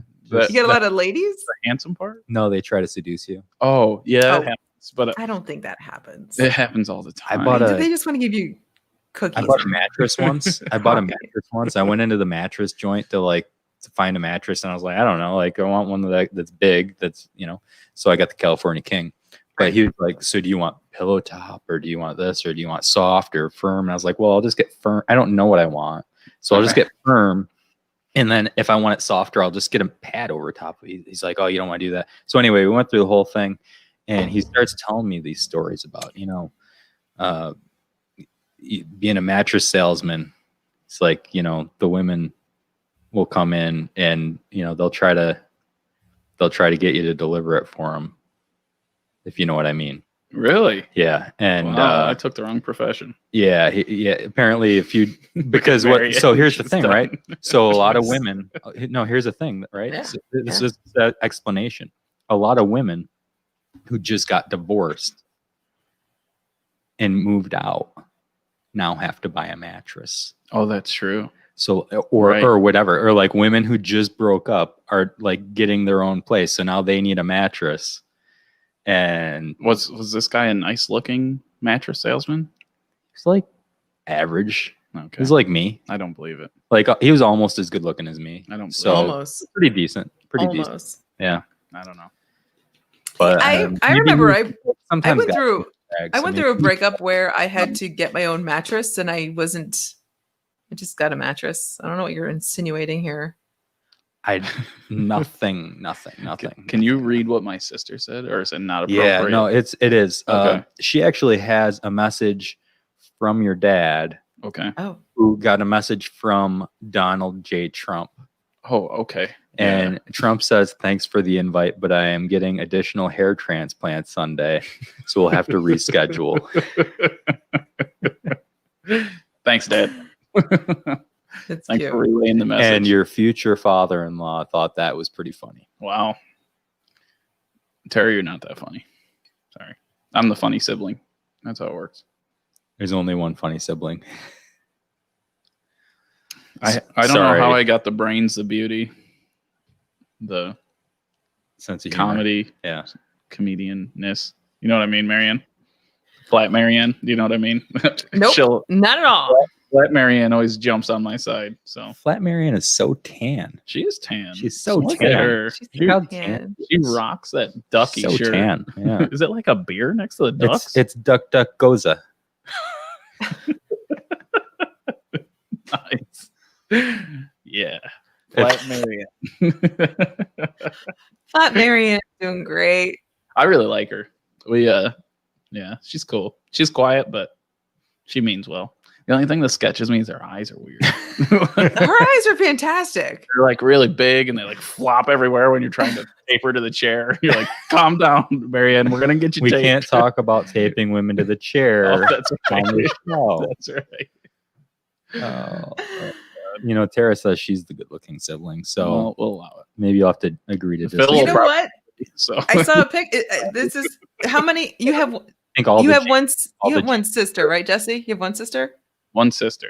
So your mother showed me a picture of your sister, and she is beautiful. Yeah. She's so beautiful. I don't know about that. And then there's you. some people might think that. Yeah. Lady. She's gorgeous. Well, Mm. all I gotta say is everyone that's watching, thanks for watching the fastest growing podcast in the Finger Lakes. Yeah, I forgot. I had forgot to mention that today. Jesse, when you propose to Mary, will you propose on the podcast? That's a negative. Actually, I think he just did. I mean, No. he did say that. Nope. Nope. Paul was his future father-in-law. Nope. So Yeah, that's technically right? a proposal, right? So the rule was when I was 30, Mary was gonna buy me a ring to give to her. That Good was gonna be Lord. my birthday present. Don't do the when you're 30 thing. Don't do the when you're 30 thing. And I When you're said, 30, you're supposed to get married? False. right? Yeah. False. Maybe we'll see what happens. Don't do the when you're 30 thing. Listen, I'm not. I don't like to plan for the future. I'm more of a live in the now and the past type of guy. So Oh, yeah. yeah, Yeah. Yeah. you know what I'm saying, Marianne. I guess when one wants to get married, how do you decide that you want to get married? I don't know. You're the only one that's been married. Tell us. Yeah, what's that like? I can talk about that. Okay. I've always at one point in my life I only felt like I wanted to marry that one time. And it was within that first month. I was like, oh, this is the guy. He's great. He's fantastic. I love him. Yada, yada, yada. And it's funny. Portia asked me this question. She's like, when did daddy propose to you? And I forgot when, but I know where it was. It was in front of my front door. And I had a feeling he was going to do it anyways. So he whipped around, he, goes on one knee and he proposes. And of course I say yes. I'm like, oh, that's great. So it was exciting. It was very exciting. That's all I have to say about that. That's Well, it. That's all we need to hear. That's all that matters. That's all I need to hear. But I hope that I feel like we just had that discussion like from Anchorman when they're like, what's it like? What? Like being with a lady? No. Love. Oh God. But what I want to say though is that if and when you do come to that conclusion that you want to be with someone like that, I want you to know that it is really, really hard. Yes, let me drink some more. Flat Marianne needs to drink some more. Give her alcohol. But I want you to know it's a lot of hard work. A lot of You hard might wanna work. drink that, Phil. You're not listening to me. I'm giving you really helping good, you- solid I'm helping advice. Flat Mary. Hard work. It's hard. Hard work. It's hard. You have to know you're going to have a lot of uncomfortable conversations, and it's always good to check in. And it's not a good idea to tell other people the relationship problems you're going through and not talking to the person you should be having a conversation with. Oh, Yes. Right? Yes. Yeah. That's brilliant. I Yeah. like it. That's Do you? that's the best advice we've ever had on this show is that if you have things that you need to talk to somebody about, you should talk to them about it instead of talking to other people about it. Yeah. Yeah. Nothing gets accomplished. No. Yeah. And then you start drifting further and further away from each other, right? I can feel Phil and I drifting a little bit. It's just when he's really late. We're slowly drifting apart right now. Did you see Phil's facial expressions when you finally showed up? Was you just like, oh, I have a lot to No, do. he was pretty calm. Was Phil- he? Yeah, he's pretty calm. He's not too bad. I'm a very understanding person. He gets flustered when we're messing with the equipment because that's Yes, he does. And I don't really know how to work on the I don't really equipment. get flustered. It's like I just have to hurry. Yeah. And, And Phil's like so Phil's that guy that like he shows up to the job interview like 10 minutes early. Like I'm sure I can just tell like, and he's got like everything in hand and he's ready to go. And I'm the guy that shows up 5 minutes late and I say, you guys are gonna love me. You're gonna love this. Okay. So yeah. I think that's very true. Well, I got the message from Phil. He's like, we're going to start 30 minutes early before. And I'm like, oh, okay. That sounds reasonable. And No, what I smart. meant was we were going to get to the studio 30 minutes before. Yeah. And some of us did. Some of us did. Flat Marianne was there. Flat Marianne was there. The two of us right now, the two of us were there. Actually, I had to tape Marianne to the chair. Flat Marianne. Not that Marianne. She's safe, I think. We think she's safe. Will you If you're stand not up and safe, show everyone you're not taped to the Marianne, chair? if you're Not- not safe, if you're not safe, blink twice. Stop it, don't blink. Gonna have somebody don't kick down my door of my restaurant. Marianne's safe. Okay. When I was in the city working at this quarantine place, Mm-hmm. they had security. They'd have a few security people. We got penetrated a couple times, but Whoa. we had You got penetrated? no, not me personally, but Oh. our facility got Oh, penetrated. Okay. And there was one day, this new security girl came on, like she got hired, and their job, they'd have to walk from floor to floor and go through and make sure nobody was like in rooms where they weren't supposed to be.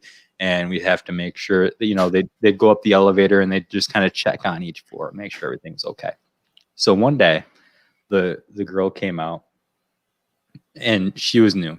It was like her first week or her first day or something. And she came out and she's like, okay, so I don't know, like she just wanted to make it faster or something. She's like, okay, so when the door opens on the elevator, because we would sit next to the elevator door, when the door opens on the elevator, just give like a thumbs up. I'm gonna give a thumbs up, and then you just give a thumbs up back if everything's okay. Okay. Like, can you just be like, hey, everything all right? And we'd be like, yeah, like that would work too. So anyway, what I told her as the door was closing is, if we're under duress, I'm just gonna Double blink Yeah, twice. So like, Why not thumbs down? no, because they could see that. What about How the about- blink? Well, You do a lot of other you know, things. Anyway, You should have done something cool, I did the blink. like an No, like it's an the owl funny. noise. She was like, no. So anyway, like 3 days later, she comes off the elevator. Well, the elevator door opens and I see her, and I just go, and she's like, no. So like once every week or two, I would do that. I did it on my last day before I came home. And it Aw. was fun. Yeah. Have you ever read The Boy Who Cried Wolf? Yeah. Yeah. You learned nothing from that. No, book. but it was just fun. We had a good time. We had a good time. And Phil's held hostage and killed because he double blinked and no one took him serious. I'm hoping we can. I'm hoping There we go. sometime when Marianne is in the studio, Yeah. that we can Next get weekend. remotely. That we can get my friend, who did work security there with us, Yeah. to come on the podcast remotely. I think that Will they we'd teach have a us lot of security fun. moves? I hope so. We can ask him. And like throw him on the ground and all that. I fun bet he stuff. would. He'll also teach us No. how to put a 6-inch nail straight No, stop it. into Stop. his Stop. face. Nope. Stop. Oh yeah. Stop. Oh yeah. Not happening. Apparently, the thing to do. I will not watch. I will lock eyes with Flat Marianne. Well, She's always googly eyeing the me. thing I mean, I about don't know what Flat it is. Marianne. Have you ever noticed, Jesse? Have you ever noticed? Yeah. That Flat Marianne and 3D Marianne are never in the same room. I have. I heard about it. No. So I think we were in the same room the last time. So the real Marianne glares at me. The Flat Marianne Google eyes me. That's what I like about Flat Marianne. Like, hey, you like the shirt, don't you? Yeah, nice necklace. She's got a little too much lipstick though. Something happened to the Like gaudy. like she's got like blue pearls, and then the middle necklace. Like I don't know what's going on. It's just It's like white. Just look on Wait, that. That's it. I can't see. Jeez. You gotta show her Flat Marianne googly eyeing me. Like she's staring directly at me right now. She's like, hey.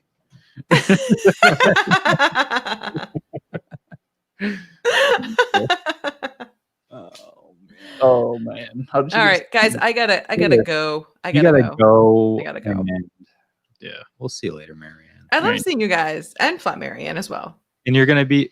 Do you promise you're gonna be here in studio? I next will be in the studio Sunday. What time are we doing it Sunday?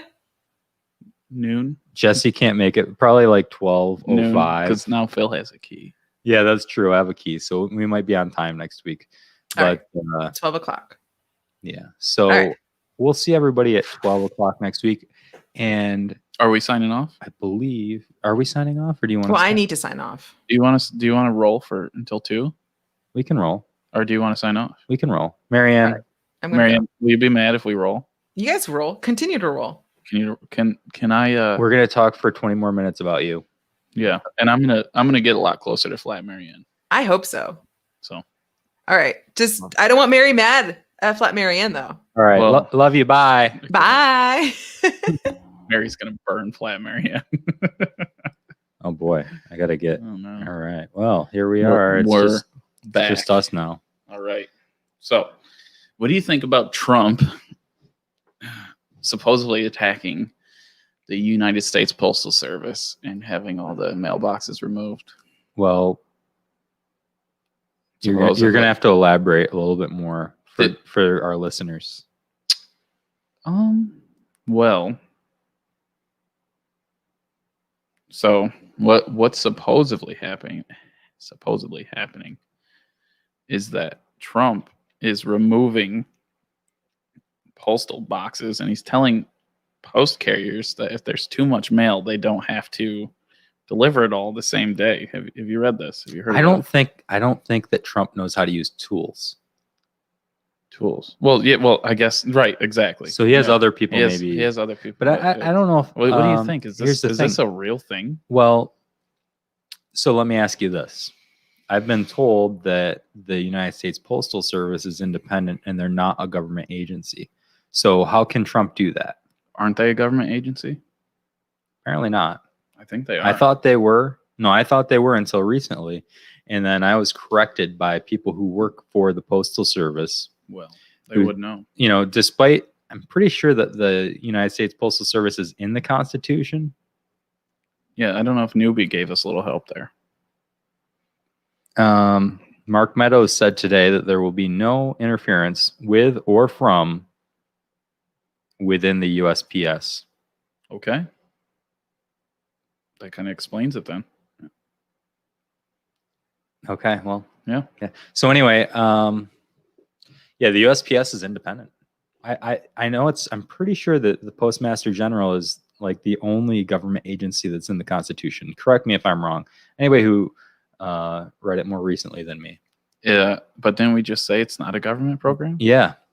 Yeah. So it's not, they don't get funded by, I was told they don't get funded by the United States government. What's happening, I believe, is that Congress was trying to add in additional funding to be directed to them, despite the fact that they're not typically funded by them. Gotcha. So I think they're worried that they're not going to get that funding. So they're trying to make that. There's the ghost. That's the ghost. I think they're trying to make that a thing. It's like George Bush. And the ghost I don't know if Trump has any control over the postal service. See, here's the problem with the whole, like, I just don't know, because I'm getting my information from the media on that. And then I tried to Google facts for today, and they're pretty slim. So I didn't know if you knew more than I did. No, I don't really know more. So, I know I saw some pictures of, like, they've got the propaganda machine going. So, So I know I saw a picture of a trailer full of postal boxes. Yeah. So I think I figured out the two parties' ideas, and I think I know what they're both going to try to run under. And you hit the Democrats perfect. The Democrats are like, okay, let's just keep Joe Biden not touching any little kids, weirdly, or smelling women's hair. Don't smell anybody, Joe. And even if it's not sexual, which I've had this conversation with many of my Democrat friends, and they say that he's just a touchy-feely guy and he doesn't mean anything by it. Let's say that's true. Not saying it is, or it's not. It's still creepy. The idea is to just keep Joe out of the limelight. Nothing happens. Yeah. Let's get into this until the election. And I know exactly the Republicans are thinking, let's get Trump and Joe Biden together on stage, and let's let Trump make Joe Biden look insane. Yeah. And that's what he's going to do. Yeah. And then, you got the Libertarians and the Green Party and, the other third parties that are just like, please acknowledge us. Where do you think the Libertarians would sway if they had to? You mean if they had to pick one of the two? Yeah. So the thing with Libertarians is that they come from all sides of the political spectrum. There are very liberal and very conservative libertarians, and they have a lot of the same views as the Democrats and Republicans as far as what they think you should do. But they all come together on the fact that what they think that you should do shouldn't be forced on you. Who meets that out of the two Democrat and Republican candidates? There isn't one. Who meets it the closest? I saw a I saw a chart today. No, I saw a chart today that kind of told the difference between Biden and Trump as though they were the only candidates. Yeah. And I didn't really read all the things under Biden, but I looked at Trump because I knew the guy was a Trump supporter that posted it. Mm-hmm. And what he talked about was that Trump is for smaller government, that I stopped reading after that because Trump has only grown the government power. He's only taken advantage of the government power. Well, and that's exactly, and he's been using a lot of executive power, which, and he's been doing things lately that aren't even things that I think are executive powers. So I stopped reading after that. Yeah. And there hasn't been a president, Democratic or Republican, who has shrunk the government, who has been for small government. They talk about it a lot. The Republicans always talk about small government and how they're for it. And then they grow the government. Yep. Huh. So I don't know. There's not, the answer is, okay, let's just not say libertarians. The answer is there's not an answer. If you had to pick one, I'm putting you on the spot. I'll answer. I have to pick one of those two. One of those two. Jesus Christ. Well, I know it's tough. I'm here. I'm with you. I've fought in my head, but I'll tell you, it was up in the air for me until Kamala Harris is picked, because everyone should know how I feel about her. Yeah. So I don't know. I mean, how much power does the vice president really have? Well, I guess now they're pretty you old. mean the president? The presidents are pretty old. You mean the president, Kamala Harris? Exactly. Yeah. No, that's a good point. Yeah, That's a good point. because Joe, okay, let's say he doesn't have Alzheimer's. Let's say he is just, I don't even know what you want to call it. Kamala Harris is going to have a lot of say in everything that goes on there. The Democrats are, I've never seen them. I don't know. It's like they dress Joe Biden. Jesus. They do his hair and they set him there and they say, Joe, all you're going to do is you're going to say this, right? And you're going to, that's it. Don't do anything. Don't fucking touch anyone. Don't do anything. Just stand there. Say what you're supposed to say. Read this script. Right. And then you got Donald Trump, where the Republicans are like, Donald, don't fucking tweet. Don't do anything. Jesus, stay out of just let's get through here. I mean, it's just, they can't stop him though. Right. They can't that's stop the problem. him. He's uncontrollable. So I don't know. And again, I'm probably, people watching this, some people are going to pick me apart, but if you can see, I have problems with both sides. I'm not picking one or the other. If you have a direct argument with that and you'd like to take it up with Jesse on the podcast, just send an email to itsrare@gmail.com and we'll bring you on to debate Jesse. No, don't do that. No, we will. No, don't do that. 100%. That's not going to happen. I won't do it. I'll sneak you in. It's not going to happen. Jesse doesn't have to know. You can't sneak people into my own building. No, I'll put them on. Oh, okay. Yeah. There you go. All right. I'll see. We'll see. But how can you have a problem with somebody who doesn't have an opinion either way, but can just see it? Because unlike a lot of other people, I do my research and no one tells me what to think. I do my own thinking and come to my own conclusions, and no one tells me how to feel. So, yeah. Yeah. I don't know. It's all so tricky. It's not that tricky. You didn't pick. I didn't pick. Yeah. I'm going to hold you to it. God. Do I have to pick? Yeah. Really don't want to. All right. I guess don't do it. Don't do it. I don't want to put you on the spot. I'll pick. And here's the thing. The issues that I care about, I don't want anybody to force anything on anybody, but the issues that I care about, I think will be affected by whoever wins. I think that I will be negatively impacted by Trump and I'll be negatively impacted by Biden. But I think that Biden and the Democrats would be more likely to go after more of the things that I care about than Trump. Guns. Yep. Kamala Harris said she was going to personally take all the assault rifles and buy them back. Kamala, here's your invitation to just stop by anytime you want. Yeah. Please. We would like to hear why you think an AR-15 is an assault weapon. Actually, I'd like to see you shoot one. I think that'd be really fun. I'd like to figure out why she thinks it's an assault weapon. Does she think the A means assault? Or automatic? What does she think? I don't know what she thinks. It stands for Armalite. Yeah. Yeah. But I think she thinks it's automatic or assault. I'm sure she's probably never even touched one. Here's the thing, right? The assault rifle, assault weapon is something that's been kind of invented and defined in the legal concept that we've been using. Obviously, you're probably not going to go to war with a semi-automatic rifle. Well, the That's M16 stupid. is semi-automatic. But Yeah, but it's select fire. You can have it be automatic too. You can choose. But it's hard to shoot an automatic rifle. I mean, but the M16. I love shooting automatic rifles. Yeah, but it's hard to hold it on target.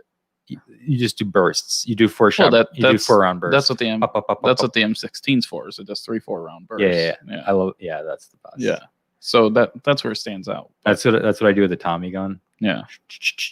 You just have to hold low and squeeze. A couple little sprays. Yeah. Yeah. So I just want everyone to know that AR, the A is not assault. I promise you. Yeah, it I doesn't. AR promise does. you, it's the A is not assault. Yes, It's not an assault no. rifle. AR does not stand for assault rifle. It And- stands for Armalite. It shoots 223 rounds most of the time. You can get it in 7 mag, and you can get it in 308 and 300s. But If they don't know what AR stands for, they don't know what any of that you Okay. just said means. so 223 is a very small round. It's almost not enough to kill a deer. It's not. I mean, you could, but it's not like They're shooting. high velocity. It's not like shooting a 243 or 270 or 280, 300 Win mags, which everyone has sitting in their house. Oh yeah, no. That- Yeah. I mean, some of them, a little bolt action, but I'll tell you what. Here's where that's gonna fall on deaf ears though, is that a lot of the people who have a big problem with the Second Amendment will cite mass shootings, and the 223 round is one of the ones that has been used in a lot of the more well-known mass shootings. So Couldn't the same thing been done with a handgun? 100%, yeah, And aren't handguns way more concealable? yes. I just don't see the No, fight. that's not what yeah. I'm just saying that like if you're going to make that argument, which And this is coming from both New York State permitted handgun owners. Yeah. And if you've never tried to get one, it's tough. it's tough. So if you want to talk about two people who We have clean noses. have the requirements and meet them and have gone through the background checks and No, but it's something that I like doing. I wish that I had I wish that I was more able to exercise my Second Amendment in New York State, and I know that's difficult. But yeah, you're gonna have a hard time making any argument about 223 rounds because 223 rounds have killed a lot of. Well, depends on your definition of a lot, but have been used in very publicly well-known shootings. Now, if you want to talk about shootings in general,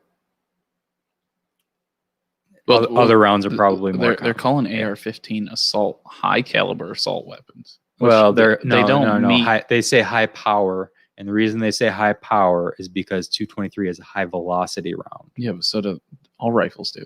Exactly. So they're always going to say that. 223 So they're always going to say that. does not have the same velocity of a 270. That's how they're always going to sell it, though. Yeah. No, I have a 270. Yeah. Much higher velocity. Yeah. Much higher. Flat shooting. You want to talk about a gun that can reach out and poke something, Oh yeah. It's going to go out there. You'll hit a spot from 300 yards. I mean, easy. More. Yeah. But I never would. But just for target shooting for fun. Yeah, but I've never shot from that distance. Oh, you haven't? No. Oh, you've never just put up a target and had fun and tried to. I don't have a spot to do that. Oh, well, see, that's why we got all those fields. Okay, We're going to have to go down there and we'll do do it. that. That'll be fun. Anyway, so here's the deal with what I'm more worried about than gun violence is violence In general. And that's the way that the conversation ought to be going, is we ought to be more worried about violence in general. We ought to be more worried about people getting killed by whatever means that they get killed. The number of people that get killed by rifles is so small. And then you take assault rifles, which when they say that, they mean semi-automatic rifles. Even 22s? That's what a little 22? When they say, well, it has to have, because it has to look scary too. It has to. It has to look scary. Yeah. So it's got to have a bump stock. It has to have something. I don't know. It has to have something. It has to have like a handle on top of it, or it has to have like a pistol grip. Anyway, when they talk about assault rifles, that's what they mean. And they're responsible for such a small percentage, and every death matters. Right. If your family member gets killed, that matters. Well, it should. They all matter. They all matter. But a lot of these people doing these killings have been reported before it ever happened. No. So let's go and talk about but how it's violence. How but they here's get the thing, away right? with these things. It's violence. People are getting killed. People are getting killed, and Right. that's like Yeah. that's it matters more that they got killed than how they got killed. Yeah. And there you go. and if guns were the thing that were doing the majority of it, which they're not. Isn't it hammers? Knives? I don't know what the number one thing is. think- Cars, No. probably. Well, yeah, but not murders. Cars kill more people than guns. but not murders. I think more people are murdered by unless cars you're than going to call guns. vehicular manslaughter a murder, then maybe it's a little Yeah. different. Yeah, because it's not really a murder because there's no intent. Okay. Yeah, Well, I don't know. but I would say it's more hammers and knives. This is my There are a lot of things. this is my my specialty. If I have one specialty, I have a lot of different degrees when it comes to criminal justice stuff like that. That's why I went to school. I wanted to be a police detective. So pretty knowledgeable on a lot of this. And I just got to say, I think we're focusing on the wrong things. I think she's going after the wrong type of things. I think we need a reform of the justice system, big time. Yes. That's our main problem. Our justice system sucks. It sucks. Even your professors in college, ask any criminal justice student, and they'll tell you doesn't work. It's not good. It's old. It needs to be changed. Every professor it goes I ever back had, to what we were talking about with Kamala Harris, is that they are more worried about winning than they are about getting it right. right. And that's not everybody. I don't want to paint everybody with a broad brush. It's a lot. But I know that, like, we like to think that we're able to change our minds on things. Yeah. But sometimes you kind of want to win too. Well, it's human nature to win, but at the same time, we need to start teaching a little more compassion than winning. 100%. 100%. And it took me a long time to learn compassion because I wasn't didn't grow up with a lot of compassion. My dad's kind of hard ass. My mom's hard ass. But you learn the older you get, it's like, let's give people a chance. Let's have a little compassion here. Let's do the right thing. Yeah. Winning doesn't always I'm with matter. you. I'm with Yeah. you. Yeah. No. I'll take a loss. You want for doing the right one thing. more beer and finish that, and then we'll call it? Are you ready to get off? Do you want me to go get it? I can get it. No, I just want. Yeah, you good? Yeah, you we can you keep the people entertained without me? I don't know. Maybe I'll sing. Oh, I was listening to a good song today. Come and get your love. Come on, you know that song. What is it? I don't know. Oh my God, it's a good song. think I know I that wish I could play it on my phone. It's a good song. Yeah. Here she come now, Simone, Mone. Ba, ba. Down, turn around, come on, Guardians of Mone. the Galaxy. I don't. Guardians of the Galaxy. Have any of you watched Guardians It's of the a good Galaxy? soundtrack.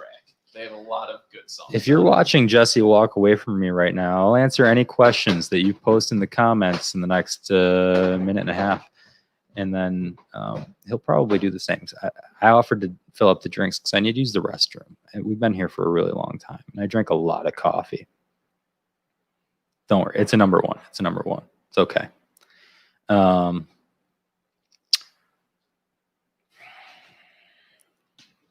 So what are you doing this weekend? Sunday?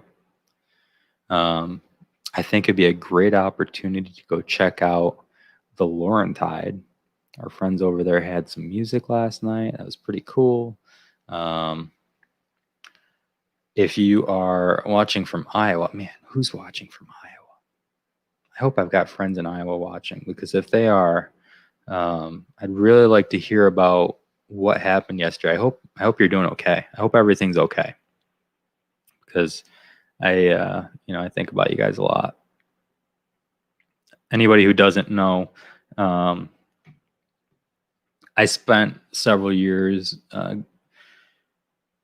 living in Minnesota, and I'd come back to New York for the summertime to visit my family and my friends. And then, every summer I'd go back to Minnesota via Iowa, and we'd stop at the Iowa Irish Festival, which unfortunately was unable to go on in its usual format this year, but I've made some really incredible friends there.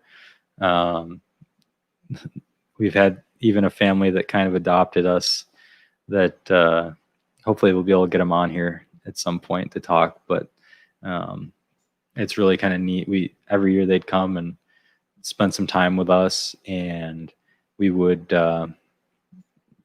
you know, sell cookies. They'd help us sell cookies, and then we'd go over and they would have us back to their house on Sunday evening just to. Hi, Jesse. I was telling everybody about this family in Iowa. They'd have us to their house for dinner. They'd be like, "So Phil, I just want to double check: is steak and corn okay?" Like, we're in Iowa. Yeah. When is it never okay? Yeah, no, it's okay. Maybe some potatoes. They'd make potatoes with it. Of course, they were all gluten free, so they made gluten free cookies. That's a bit of a tenuous situation there, but Interesting. yeah. So now it's Jesse's turn to keep everybody entertained. Hello, I'm back. Yeah, so my lovely girlfriend, if you're there watching, we're just finishing up here, so don't get upset with me. Okay. Let me text her. Bam. So I know newbies out there. Old newbie. Hey newbie, if you're there, give me a hey. Unless you're driving, don't text and drive. Scary newbie. You're an EMT, you know better, right? I don't have to tell you that. Yeah, it's lonely without Phil. Anyways, so anybody who's watching and wants to know something about some distilling, talking about gluten. So a lot of people come in the distillery and they're always saying, you know, which one of these liquors is gluten-free? Well, all liquor is gluten-free. It's pretty cool. A lot of people don't know. So what happens is during the distilling process of liquor, what you're doing is, you know, you make a mash like you're making this beer here, right? So beer is like you do a mash,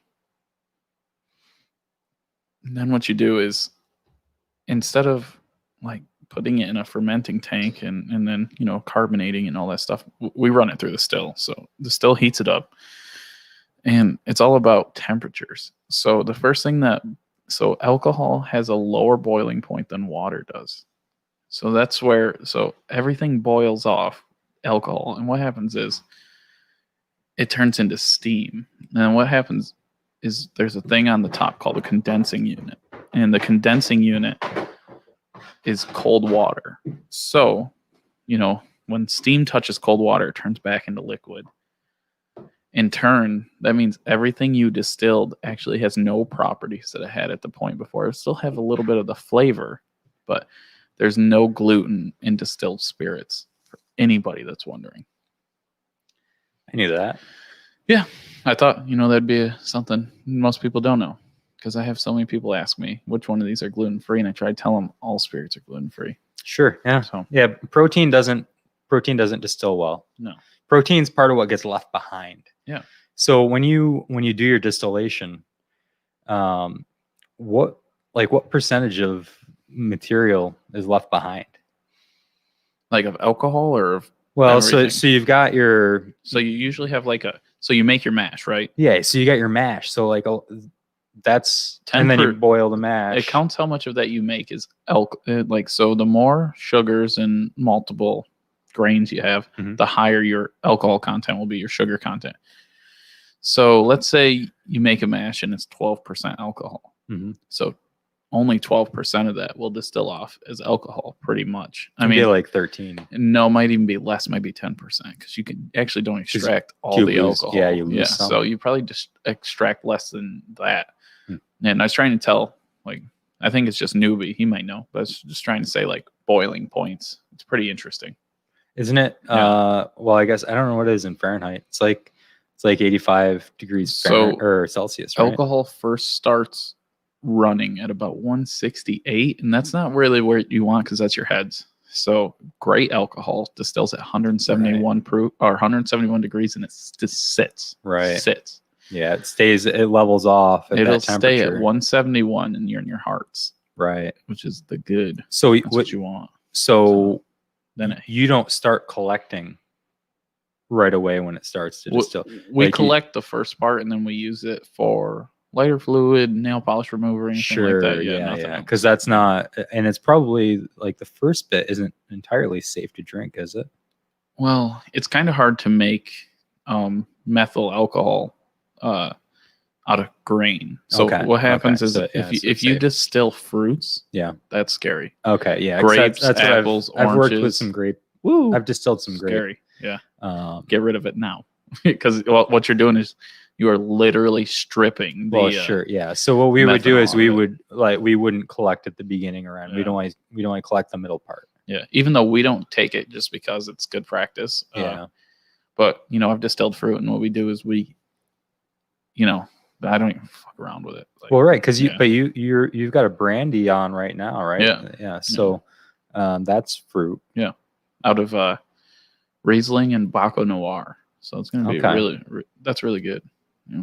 So you did something special with that to make sure it's safe? Well, just didn't collect the first Yeah, you just discard the quarter gallon, Right. Which with corn, I guess you're not as because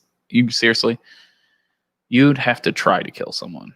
Okay. When even with fruit, you'd have to try. Like it's tough. Yeah. There's some They used someone to mix stuff with it. Well, right? this That is the what problem, was right? happening. Is They were people putting in like were making stills out of carburetors, out of vehicles. really out of carburetors? Yeah. Not radiators. Oh, radiators. Sorry.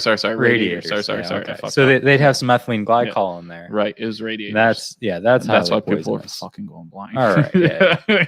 As drinking booze out of a radiator is not a good idea. Yeah. And if anybody's listening, also don't drink booze out of a carburetor. Yeah. What the hell? A carburetor's not big enough to distill out of. Like, what the hell are you gonna?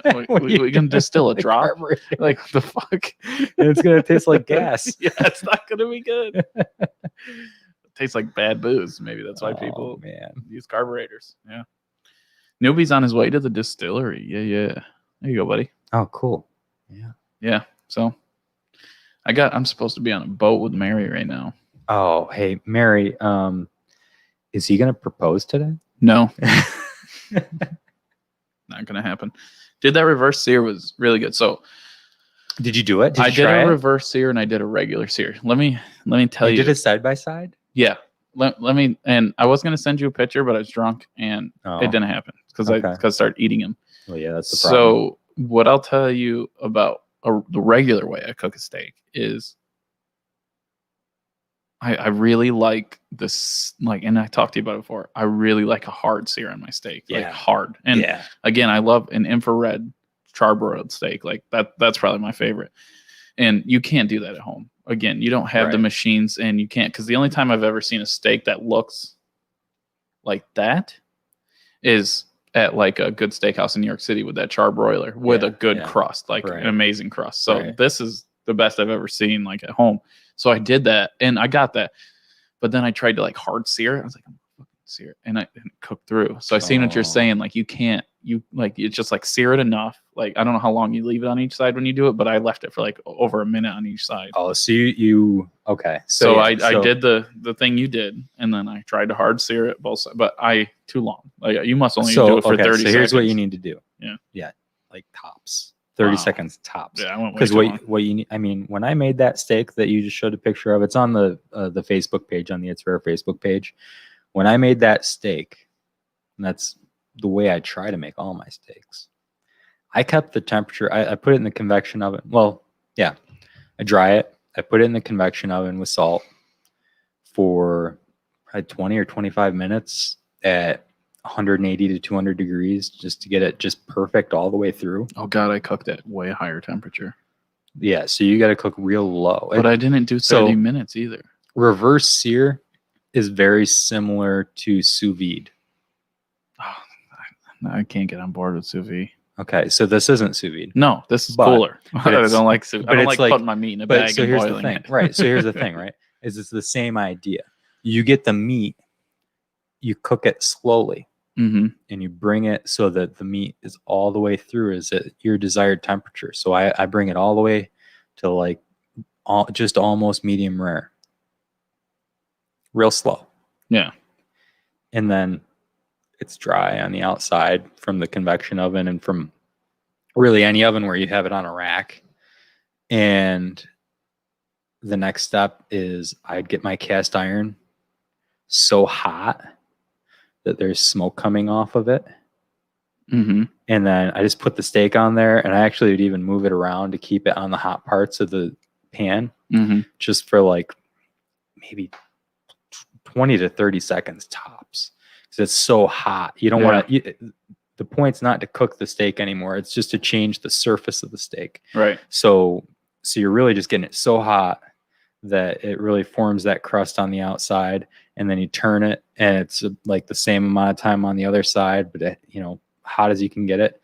And it really doesn't take that long. All you're trying to do is just get that sear. For like cook, if you want to talk about like picture perfect, I mean, that's like picture perfect. But my other problem was, and knowing this from a culinary aspect, you're supposed to cook your steak. You're supposed to baste it, right? You can baste. Yeah. So that's the way I cook my steaks. Is I baste it in butter. So I hard sear each side, and then I turn down the heat, and then you and I baste it with butter and garlic and rosemary. Yeah. And the flavor from that is too good to give up. Even though that steak, like that's a perfect cooked steak. If I could get my steak to look like that while basting it, I'd be happy. Now I don't know if it's possible. Yeah. So. So just take the herbs that you want and put in a pan, or what? Like how did you heat it before you seared it? In the oven. Yeah. But I did like 250 degrees for. Did you do it like in a pan or on a rack minutes? Or what? It was in a cast iron pan. Yeah. So put that stuff in, put the butter on top of it, put those herbs in there. I tried the garlic and rosemary burnt. Mm. Yeah, it doesn't work. Because that's what I thought. I was like, maybe I can incorporate the flavor. And then I was like, no, that's not going to work. Maybe. And now I was thinking, like, next time maybe I could cook it in the pan before. I don't know. Try this. So, have you ever try this just one time? Salt the steak. Mm-hmm. And put it. Do you have like a drying rack or something? Sure. Salt the steak. Put it on a rack in the refrigerator for 24 hours. Okay. You're like dry aging the steak then, more or less. Yeah. But you're not going to get much of it. But you get that salt flavor all the way through. Okay. It makes a big difference. And then do the reverse sear. And you know what? Maybe you can infuse butter with those flavors. Yeah. And then you can incorporate those at the end. Because I'm a flavor person. Because so you're a flavor person. Yeah. So you know that herbs should be added at the end. Right, yeah. But that's why you only add the herbs when you do your basting. Yeah. So try that when you sear it. I just think it'd take too long. Because when you're basting a steak, so you're actually supposed to baste your steak for so the proper way, like if you're talking like Culinary Institute of America chef, the way they teach you how to cook a steak is you cook the one side for a perfect medium rare. It's like 4 or 5 minutes. The one side you flip and you start basting. Yeah, in a hurry. But no. First, I understand. First, render your fat. Yeah. Okay, so render your fat before you start doing that.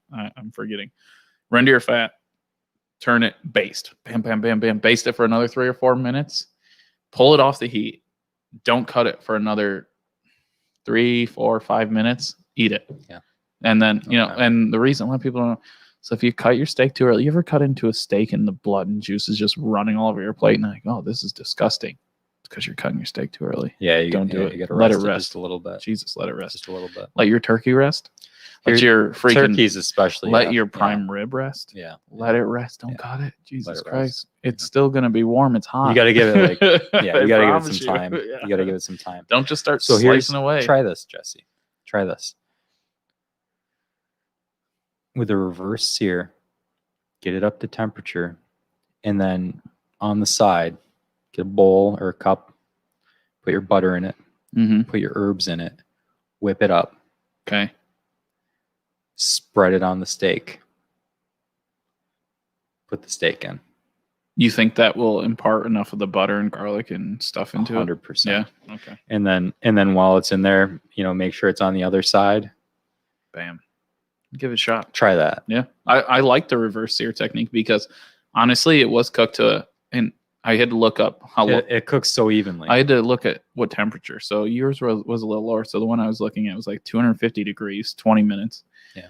And I was like, ideally you go by temperature. And but so you can't I always put go by in temperature. my meat thermometer, and it was Oh, okay. a perfect medium rare. Yeah. So then I seared it, and then you for a overcooked minute. it. Yeah. And it overcooked like probably a half an inch on each side. Yeah. And I was like, son of a bitch. You got to get You the know? pan hotter Yeah. for a shorter period of time. Yeah. You want it as hot as you can. Well, get. it was hot as shit. Yeah. My oil was smoking. So you just went too long. I went too long because what I like to do, because What kind of oil did you use? I used so my technique's a little olive oil and butter, because that's what I learned from a chef, from a really high end chef. Try it with So. ghee. Do you ever use ghee? No. You know what it is? Yeah. Try it with ghee instead of Yeah. olive oil. You know, I think I've found my new favorite fat to cook in. It's duck fat. Oh yeah. Fuck, it's good. God damn. But you've never tried tallow either. Yeah. Yeah, I told you about bone marrow, like beef fat, like stuff Yeah, like that. yeah. Yeah, I've cooked in that. But duck fat, you ever fried fries in duck fat? Duck fat's fantastic. Put duck fat in It's your incredible. fryer and fry fries in it, and I swear to God, you'll hate me for the rest of your life, because it's the greatest thing you've ever had. So when I was in Montreal, Canada, we went to this high-end restaurant, and they're like, so we're known for poutine. I'm like, okay, everyone in Canada is known for poutine. Sure. Yeah, but we make duck confit poutine. And I go, okay, like not that impressed. Well, fuck.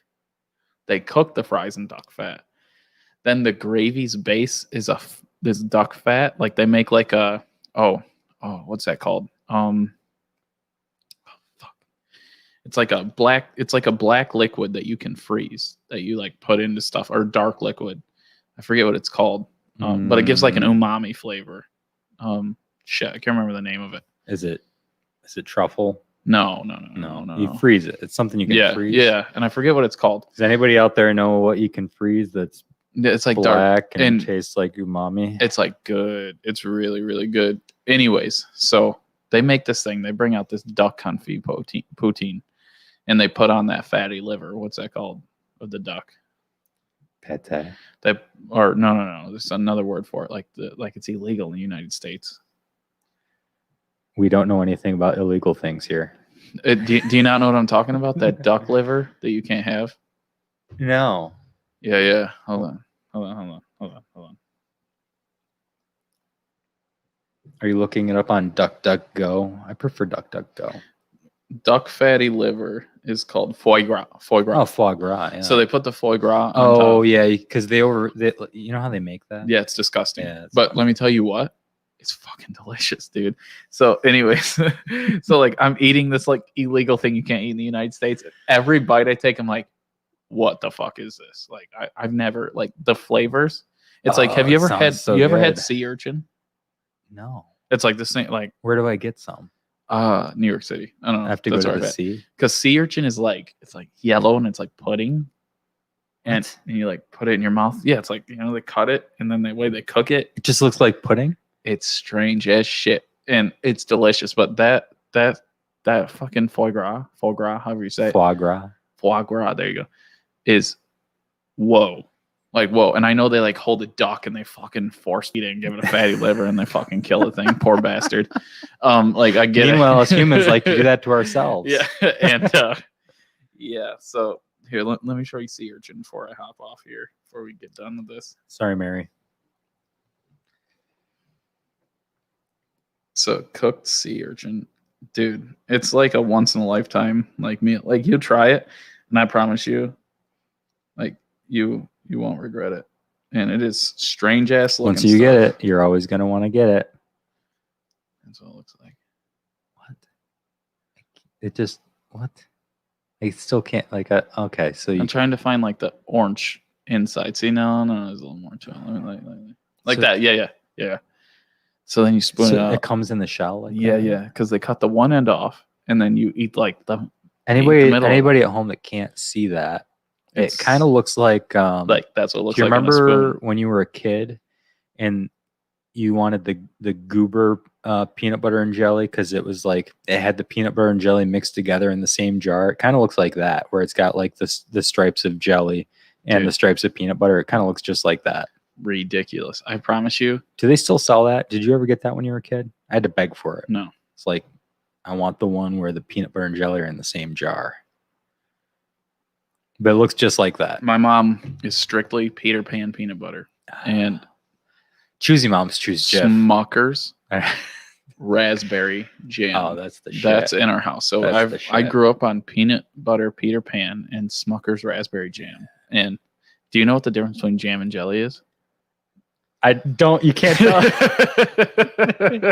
can't tell it. You can't tell it on the podcast. Do you know the difference between jam and jelly? Yes, I know. What's the difference? I can't say it on the podcast. I just wonder what's the difference between jam and jelly, Phil. Does everybody know that joke? No, but what is the real difference between jam and jelly? That's all for today. Thanks for stopping in and watching the fastest growing podcast in the Finger Lakes. Make sure that you are checking us out. Look up that joke. Platforms. Look up that joke. I promise you'll love it. And share it with your friends. You know what? I'm going to challenge everybody who's listening today. Yeah. Find 5 people that you think might enjoy this and just tell them about it. Just say, hey, you should check out It's Rare. Yeah. And then challenge those 5 people to look up what the difference between jam and jelly is on Google. And then email Phil and tell Phil that. Yes. Our email is itsrare@gmail.com. If you have anything that you want to directly dispute with Jesse on air, I won't even warn him ahead of time. Don't do it. You can come on. I'll send you the link. And you can come on live and you can ask him if he was at the Laurentide that one day or not. I was not. Along with anything else you want to ask him. Mary. I use my 5th Amendment on everything I can. Okay. All right, everybody. Well, see ya. This Thanks was for fun. hanging around. Should I show my chest? Or are we done? 3, Okay. 2, show it. Showed. And there it is. Bam.